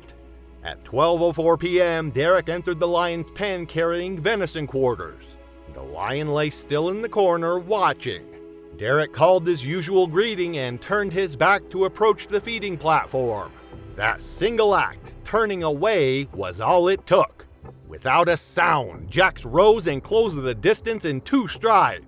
He struck with blinding speed, raking his forepaws across Derek's back and slamming him to the ground. Bryce screamed, frozen just outside the fence, as Jax clamped his jaws around Derek's neck and shook violently. The lion's bite, designed to crush windpipes and snap vertebrae, did exactly that. Derek kicked weakly for a few seconds, but Jax remained locked in, eyes fixed, unmoving. The animal's instincts had overtaken years of hand-rearing and familiarity. Bryce grabbed a metal rake and shouted, striking the bars. Jax didn't flinch. The 911 call came at 12:07 p.m. Bryce, voice shaking, told the dispatcher about the incident. When deputies arrived at 12:18, Jax was still hovering over Derek's mangled body. Officers fired a single shot, killing the lion instantly. Derek was pronounced dead on scene. His injuries matched a classic big cat takedown. Crushed cervical vertebrae, deep claw marks across his spine, and puncture wounds through the throat. The untouched tray of venison nearby made one thing clear: Jax hadn't attacked for food.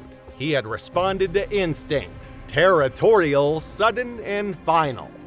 A small funeral was held on the outskirts of Amarillo, attended by a few family members, 2 former rodeo friends, and a wildlife officer who had known Derek from inspection visits.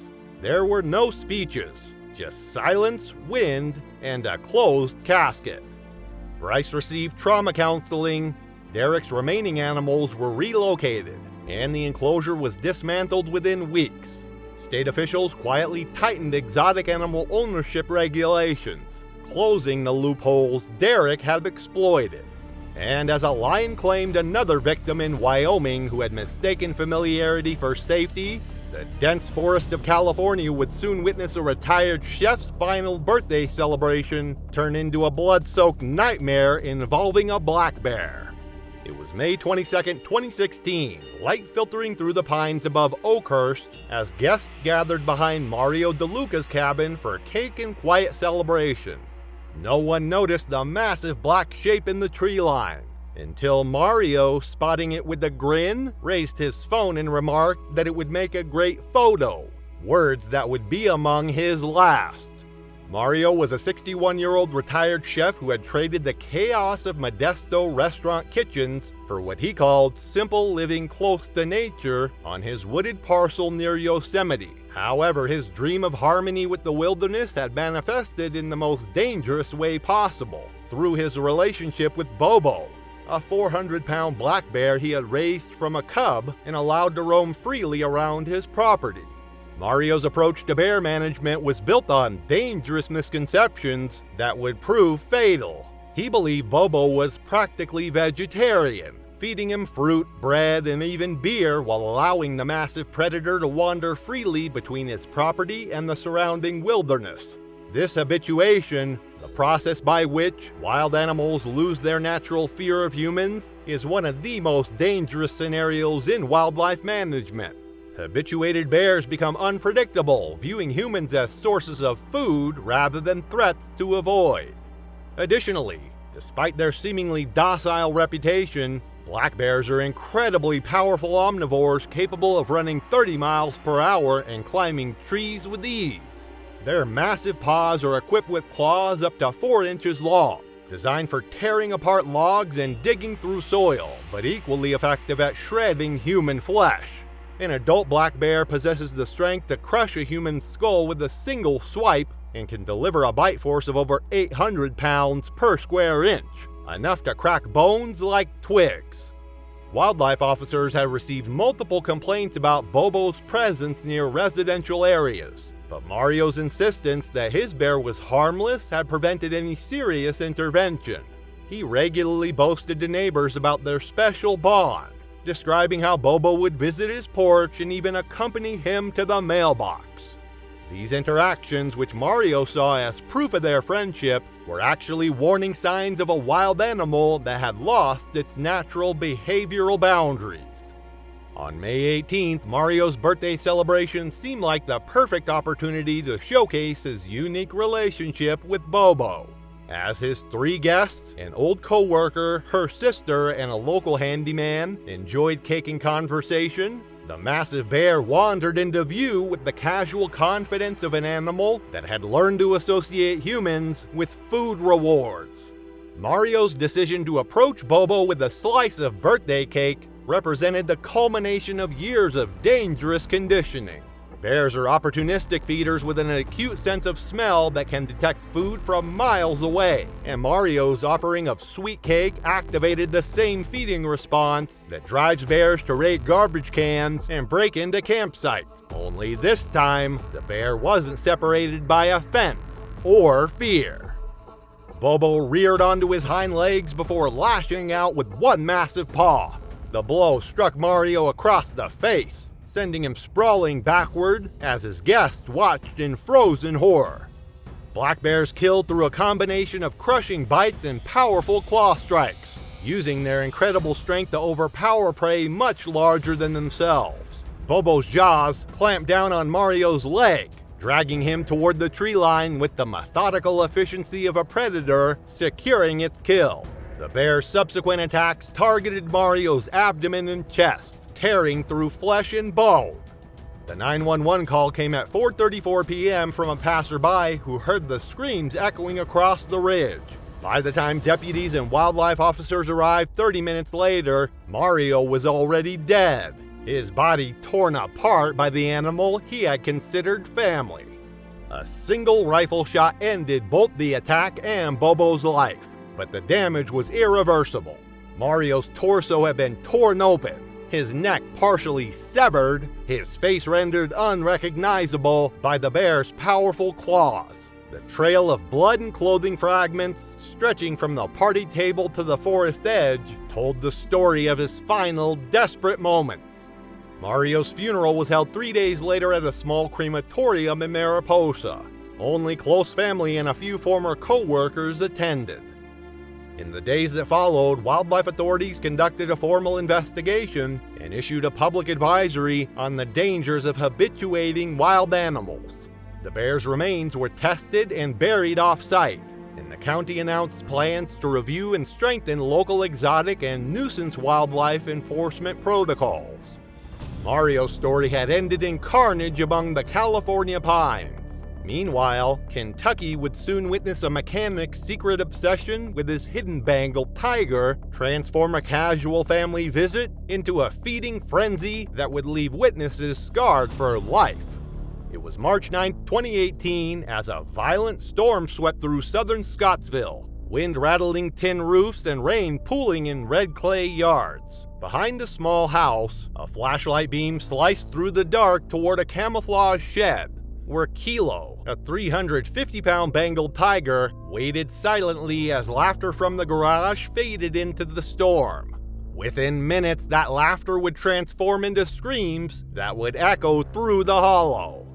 Elijah Brantley was a 29-year-old recluse whose journey from auto mechanic to exotic predator owner had been marked by increasing isolation and dangerous obsessions. Once employed at a small garage outside Bowling Green, he had slowly withdrawn from steady work after a back injury and a falling out with coworkers. Over the next 2 years, Elijah poured his time and dwindling money into a remote lifestyle, one where he could pursue what he called pure control. That mindset would take physical form in the shape of a steel-framed enclosure and a dangerous growing animal few in the area even knew existed. Elijah had constructed the enclosure in secret, a concrete floored structure welded from scrap panels and wrapped in layers of camo tarps, brush, and plywood. Hidden behind a stand of cedars and positioned downhill from the house, it was all but invisible from the road and overlooked by local authorities. He had no exotic animal license, no fencing inspection, and no veterinary documentation for the tiger's health. The shed had no external signage, no perimeter fence, and no real emergency access. He fed Kilo raw meat, chicken quarters, ground beef, expired pork, obtained through bulk suppliers who likely never asked questions. Elijah believed that feeding the tiger regularly had earned him its trust. Sandy, Elijah's cousin, had once been close to him. She hadn't visited in over a year, but had reached out recently, concerned about his reclusive behavior and rumors from neighbors. That Friday night, she and her boyfriend Drew came to see him, under the pretense of a family check-in, though really it was part intervention, part curiosity. They sat in the garage drinking cheap beer while lightning cracked over the ridge. The metal roof shook with wind gusts and water pooled around the tires of Drew's truck. Around 9:15 p.m., after a lull in the storm, Elijah stood up with a grin and asked if they wanted to see something insane. His tone was casual and joking. Neither Sandy nor Drew realized the seriousness of what he meant. Elijah retrieved a flashlight, zipped up his jacket, and motioned for them to follow. They stepped outside into the mud and walked around the back of the house, their shoes slipping in puddles and wet leaves. The flashlight cut across trees and brush until the beam landed on a sagging tarp that covered what looked like a shed. Kilo was already awake and pacing, the sound of boots in the mud and voices in the dark alerting his predatory instincts. Bengal tigers are apex predators, solitary hunters capable of bringing down animals many times their own size. Males can weigh up to 660 pounds and measure over 10 feet from nose to tail. Their retractable claws can extend over 4 inches, and their bite force exceeds 1,000 pounds per square inch. In the wild, they ambush prey from cover, targeting the neck with a single powerful bite to sever the spinal cord and cause instant death.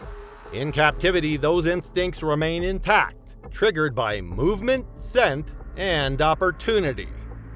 As Elijah stepped through the unlatched door of the enclosure, he crossed a line that had never truly existed in Kilo's mind. The tiger did not see a caretaker. It saw a moving shape inside its domain, presenting no visible threat. There was no warning growl, no pawing or hesitation. Kilo lunged from the side of the enclosure, his body hitting Elijah with crushing impact. Elijah landed hard on the concrete, his flashlight skittering out of reach. What happened next unfolded in seconds. Kilo's jaws locked onto Elijah's neck with devastating force, the bite crushing vertebrae and severing critical arteries. Sandy screamed. Drew grabbed a rusted crowbar from beside the shed and struck the cage bars, yelling. Kilo paid no attention. The tiger shook Elijah's body, dragging him toward the far end of the shed, where blood quickly pooled under his hind legs. Kilo began feeding, methodically, silently. He tore through fabric and flesh, exposing muscle and ribs. Sandy, panicked, ran back toward the house to get her phone, slipping twice in the mud. Drew remained outside the shed, shouting Elijah's name, unable to look away. Elijah was unresponsive within the first 30 seconds. He was likely dead within a minute. Sandy's 911 call was logged at 9:27 p.m. It took over 20 minutes for law enforcement and wildlife officials to reach the property, slowed by weather and poor road conditions. When officers arrived, Kilo was still crouched over Elijah's remains, showing signs of possession and guarding behavior, ears back, eyes fixed, tail rigid. One wildlife officer prepared a tranquilizer dart, while another took position behind the patrol vehicle. A single dart was fired and struck Kilo in the hindquarter. The tiger growled, backed away slowly, and collapsed under sedation within 3 minutes. The scene that investigators entered was gruesome. Elijah's face was torn beyond recognition. His neck was broken, and his chest cavity had been partially opened. Blood had seeped into the cracks on the concrete floor. Clothing, bone fragments, and shredded meat were scattered in a 6-foot radius. Elijah's funeral was held 5 days later at a private cemetery near Bowling Green. Only a small group of family attended. No obituary was published, and no formal service was conducted. His casket remained closed. The family declined interviews and asked that the details remain private. The tiger Kilo was transferred under sedation to a secure holding facility that night. After a brief observation period, he was relocated to a licensed big cat sanctuary in the western United States. Authorities opened an investigation into how Elijah had acquired and kept the animal, but found no records, receipts, or permits. Without clear violations involving commerce or transportation, no charges were filed posthumously. The shed was dismantled within a week. The land was quietly listed for sale by Elijah's estate. There was no local press coverage beyond an initial police blotter entry. State officials issued a public advisory about exotic animal ownership, but stopped short of passing new restrictions. Thanks for watching. If today's tragedies piqued your interest, the next video features more deadly animals. See you there! June 14, 2009 was a cloudy Saturday in Yekaterinburg, Russia. At the city zoo, a crowd of weekend visitors wandered the paved footpaths, pausing at enclosures and leaning over barriers. Families pointed out the animals, children begged for snacks, and strollers rolled quietly past faded signs. The gorilla exhibit, a sunken pit surrounded by iron railings and stone retaining walls, was one of the zoo's oldest features. A single western lowland gorilla lived inside. Kuba, a 19-year-old silverback imported from West Africa nearly a decade earlier. That day, he sat alone beneath a concrete ledge, chewing slowly on leaves, only occasionally glancing up at the people watching from above. It felt like just another lazy afternoon, but one mistake would soon turn it into something else entirely. Near the rail, 12-year-old Katya Sokolova climbed up for a better look. She was there with her mother and younger brother. It wasn't a special trip, just a casual family outing on a gray summer weekend. Katya wore a pale green hoodie, jeans, and sneakers. Her mother held her under her arms to steady her on the narrow ledge, while her brother leaned against the bars nearby. Like every other weekend, families leaned in for a closer look, never thinking how little separated them from the wild. The Yekaterinburg Zoo, established in 1930, had long been a staple of the city's cultural life, but its infrastructure had not kept pace with modern safety standards. The gorilla enclosure was outdated, surrounded by a chest-high iron railing with no secondary fence or protective glass. Below was a hard concrete floor and a scattering of plastic enrichment items. Warning signs in Russian cautioned against climbing or leaning, but they were small and often ignored. Incidents had been rare, but staff had raised concerns about the aging barriers and the risks of falls, concerns that had gone unaddressed. Western lowland gorillas like Kuba are known for their intelligence and usually docile nature, but they are still immensely powerful animals. Adult males can weigh up to 350 pounds and have a bite force stronger than that of a lion.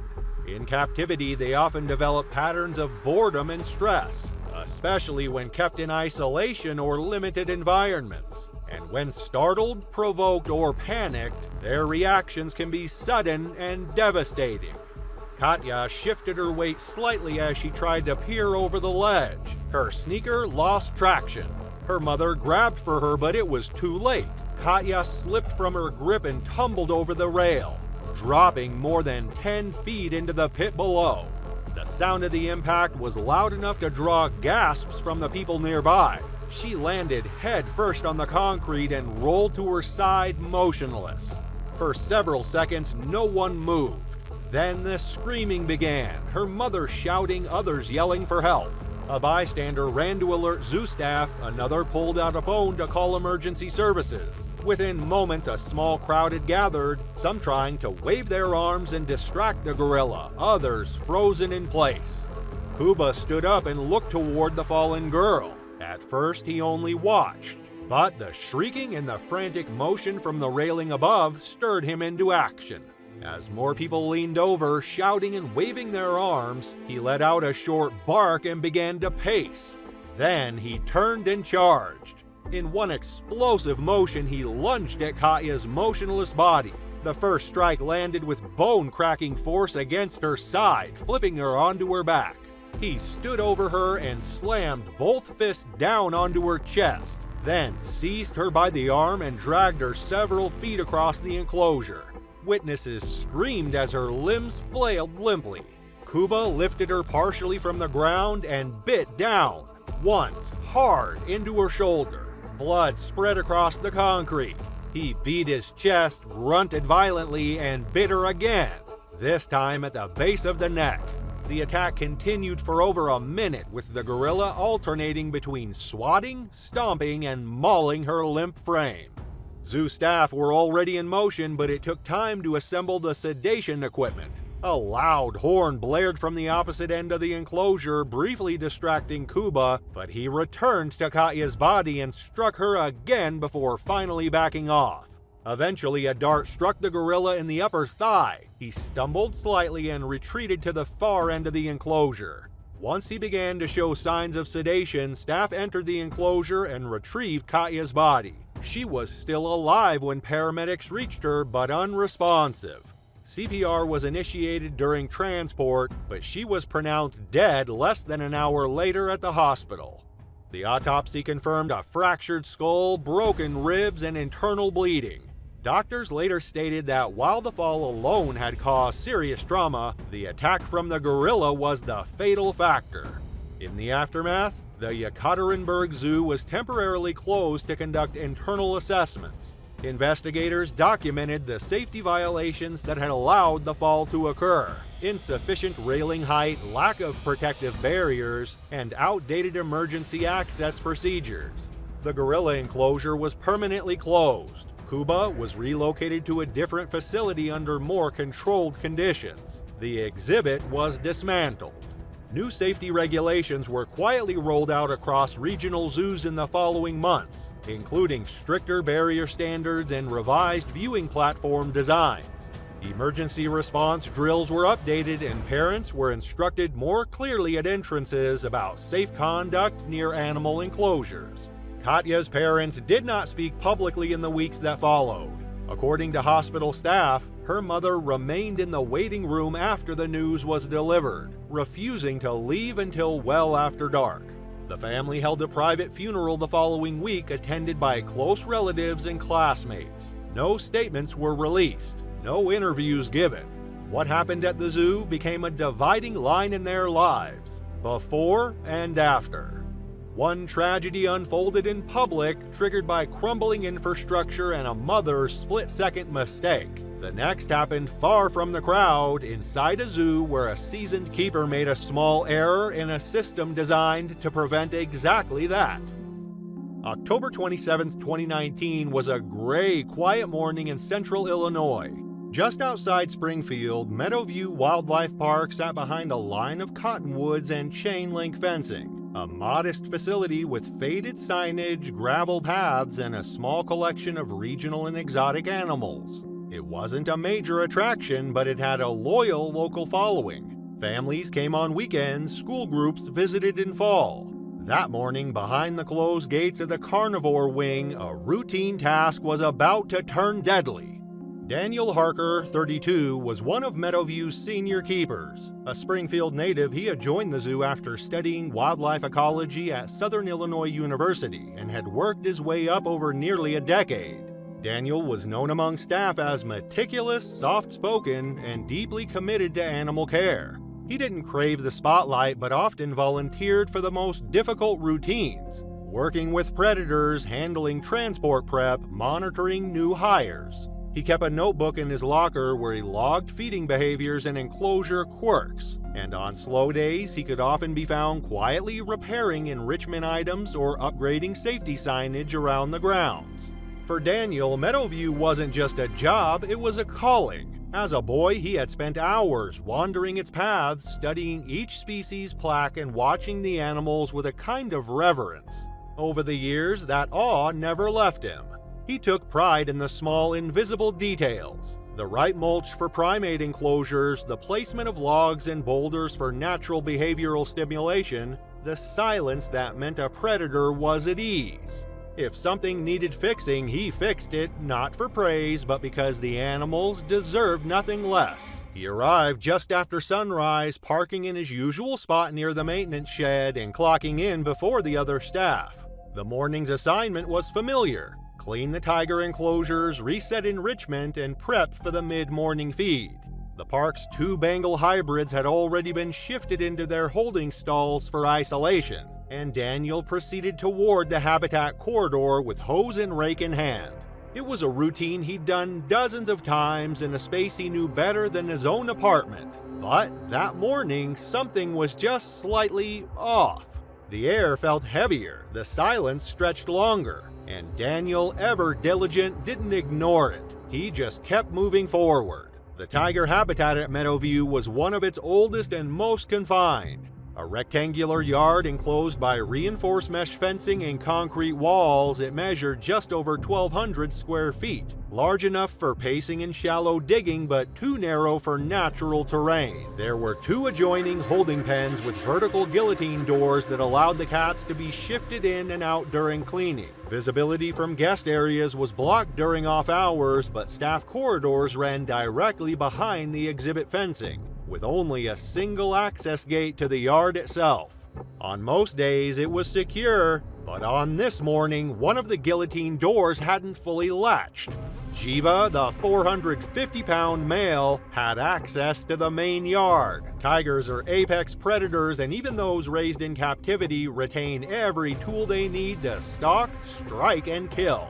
Adult males can leap more than 20 feet and deliver a single paw swipe with enough force to fracture bone. Jiva had been at Meadowview for 4 years, transferred from a defunct roadside attraction in Ohio. Though typically calm around keepers, he remained isolated from guests and had never been directly approached on foot outside of medical sedation. Daniel stepped through the service gate and into the habitat without hesitation. The morning air was quiet, filtered through the mesh panels above, and the gravel beneath his boots crunched softly with each step. He scanned the enclosure, eyes moving automatically toward the shaded end where Jiva typically lounged. It looked empty, still, almost peaceful. He called the tiger's name once out of habit, but got no response. A few enrichment items lay scattered around the logs. Everything seemed routine.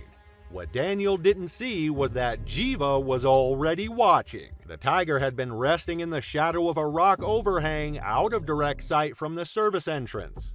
Years in captivity hadn't dulled his instincts. If anything, they'd focused them. His world was smaller, quieter, more reactive. The smell, the sound, the motion of something unfamiliar, like a human entering at the wrong time, triggered a switch. Daniel made it less than 10 steps before Jiva moved.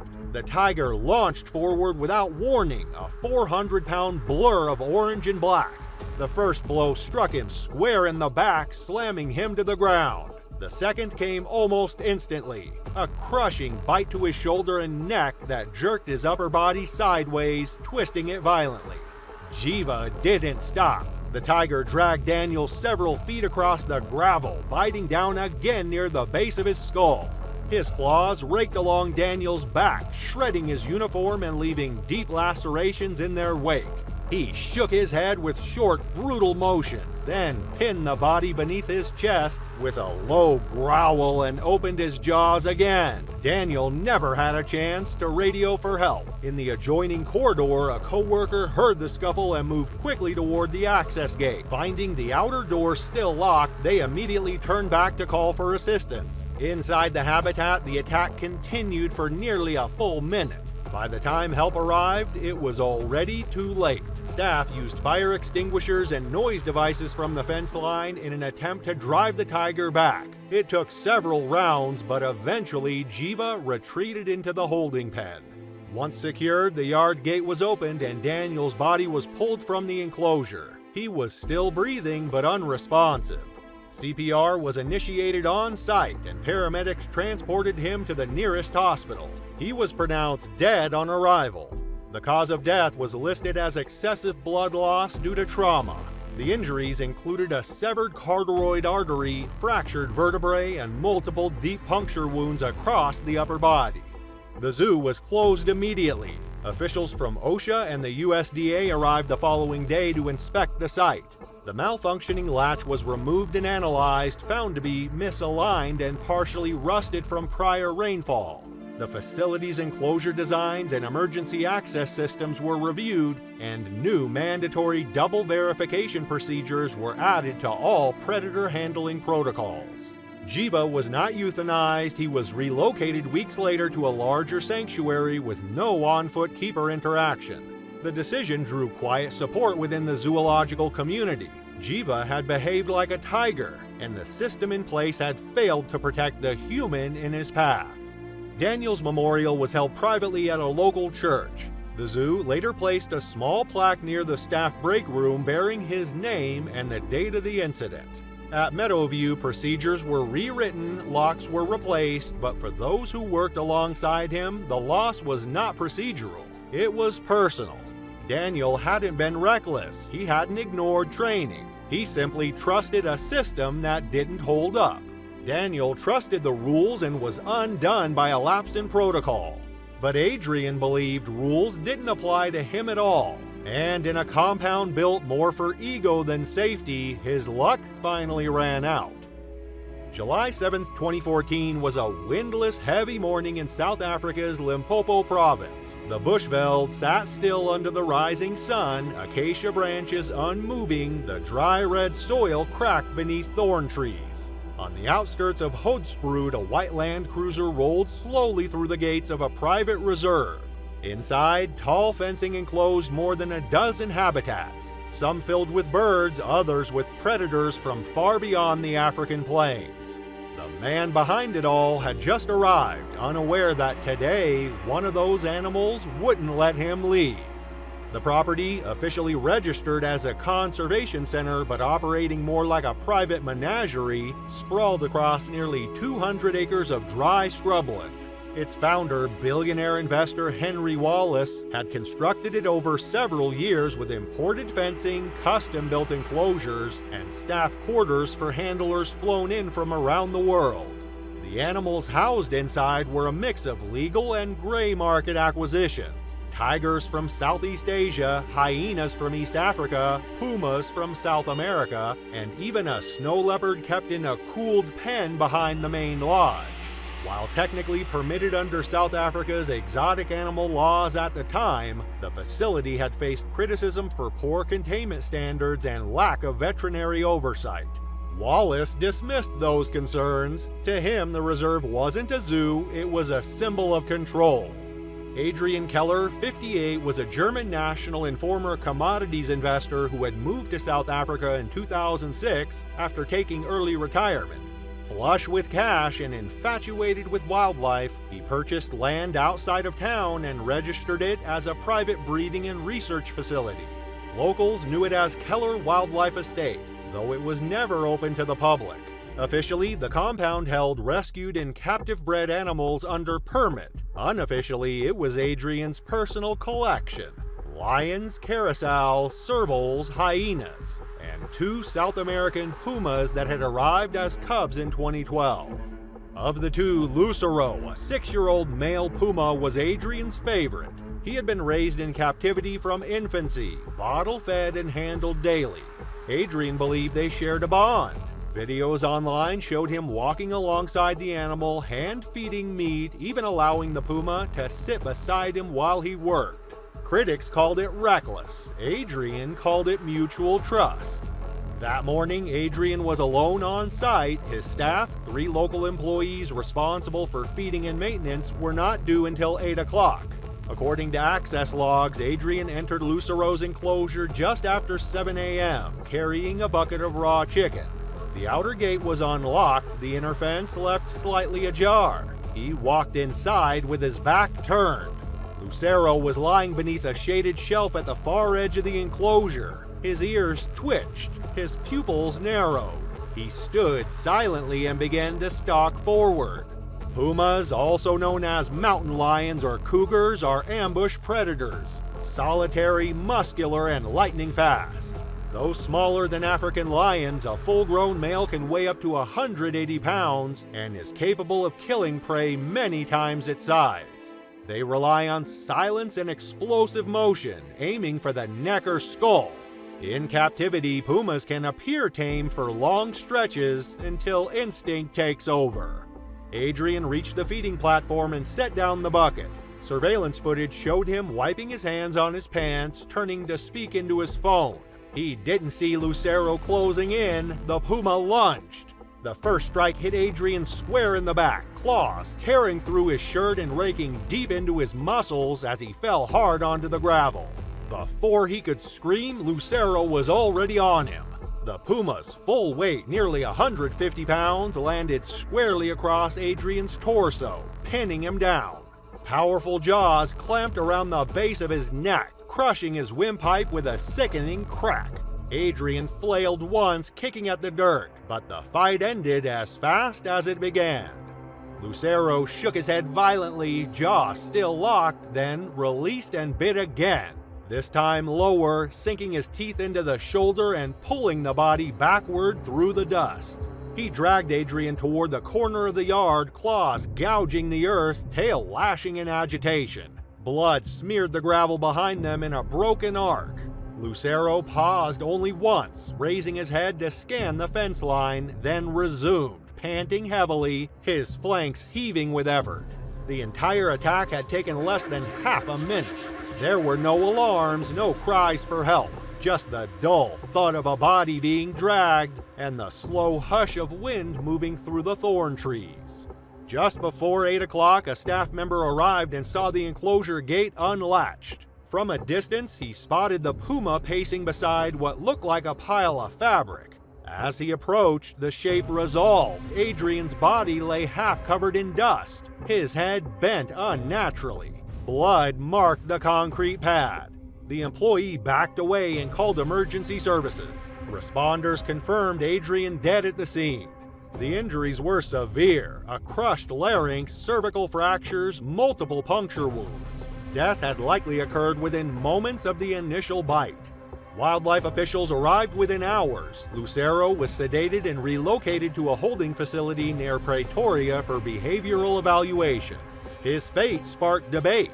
Some demanded euthanasia. Others argued that he had only done what wild animals do when startled or presented with an opportunity. In the end, Lucero was transferred to a secured sanctuary in KwaZulu-Natal.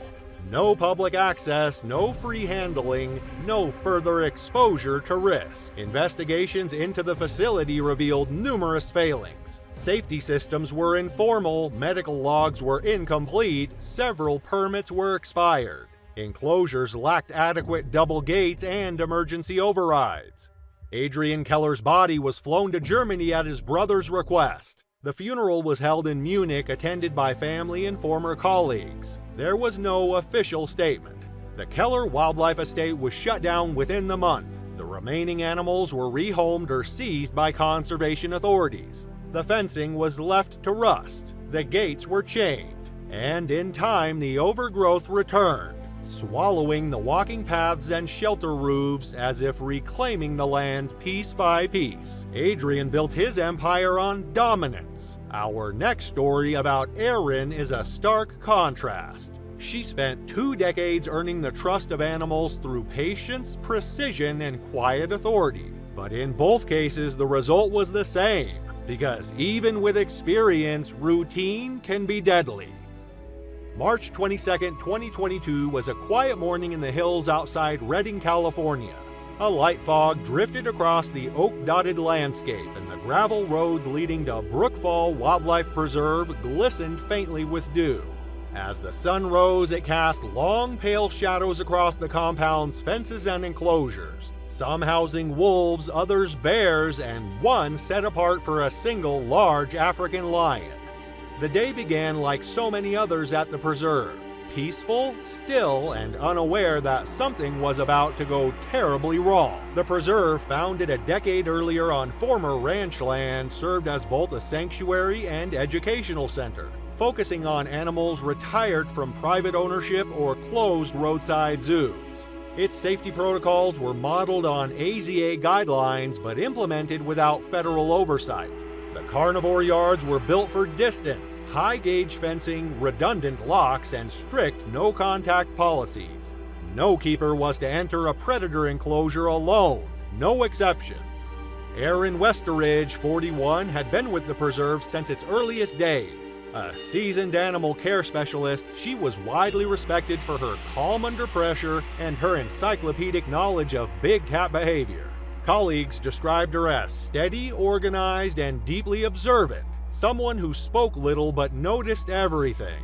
She'd worked in wildlife rescue and captive rehabilitation for nearly 2 decades, spending time in Arizona, Colorado, and Oregon before settling in Northern California. She never married, had no children, and devoted most of her time to the animals. Brookfall wasn't just her job, it was her home. The lion she managed, Oba, had come to the preserve at 2 years old after being confiscated from an illegal breeding operation. Now 6 years old and over 400 pounds, he was a powerful, solitary male with deeply territorial instincts. Though not aggressive without cause, he had never been trained for close interaction. Erin respected that. Her routines were careful and consistent, protective contact only with no shortcuts. She had designed his feeding system herself and was the only keeper allowed to approach his yard unaccompanied during lockdown periods. That morning, she arrived early before the first shift change. She logged in, retrieved a bucket of enrichment materials, and walked toward the lion yard. Surveillance later recorded her entering the buffer zone just after 6 a.m. She carried no radio. The enclosure was quiet. Oba lay near the back fence, motionless. Erin likely planned to refresh hay and scatter scent-based enrichment items before his scheduled feeding. It was something she had done hundreds of times before. But something was different that morning. Lions are ambush predators by nature. Unlike tigers who prefer isolation or leopards who vanish at the first sign of danger, male lions rely on surprise and brute force to maintain territory. Their instincts are blunt and immediate, especially when startled, provoked, or placed under unusual stress. Adult males can reach 500 pounds and deliver fatal injuries in seconds. As she stepped into the enclosure, Erin paused briefly to scan the space. Oba still lay near the back fence, but his posture had shifted, head raised, eyes fixed. Something about the way he watched her was different. She moved slowly, adjusting the enrichment bucket in her grip, and glanced toward the feeding zone. Oba rose. His movements were unusually silent. Erin hesitated, perhaps registering the change, but by then the lion was already closing the gap. There was no roar, no warning, just a low, sudden charge across the gravel. The impact was immediate. Oba lunged and collided with her torso, slamming her into the ground. The first bite landed across her shoulder. The second clamped down on the base of her skull. She cried out once, then went still. The staff response was swift but not without confusion. The junior keeper who spotted the blood had never seen a real attack and stumbled through the emergency protocol, fumbling the radio, struggling to recall Oba's tranq dosage. A more senior handler took over within minutes, rallying the DART team and securing the outer perimeter. No one volunteered to go in until Oba was fully down. When the tranquilizer finally took effect, it took 4 people to enter, retrieve Aaron, and exit again without risking another escalation. The scene left no ambiguity. Oba had responded as a predator, not a pet, and that realization changed the mood across the preserve in ways that lingered long after the body was gone. She was pronounced dead at the scene. A coroner later confirmed a fractured skull, cervical trauma, and deep puncture wounds. The cause of death was recorded as fatal mauling by a captive lion. Oba was not euthanized. He was relocated to a holding area within the preserve and placed under restricted management protocols. His behavior, though violent, was ruled consistent with predatory instinct, not pathology or abnormal aggression. Aaron's colleagues held a small service on the hill overlooking the sanctuary's enclosures. A brass plaque was placed on a stone at the edge of the lion yard. The preserve enacted immediate changes. No more early solo entry, no procedural exemptions, no matter the experience level. Even the most familiar animals were now treated with the same caution as any new intake. Among the staff, Aaron was remembered not just for her skill, but for the deep respect she showed every creature in her care, a respect that shaped the culture of the preserve long after she was gone. Aaron had always believed that routine builds trust, but she never mistook trust for safety. She followed every rule she helped write, and still, in the space between experience and instinct, one quiet morning turned into the last she would ever have. Thanks for watching. Want to watch more? Click on your screen now.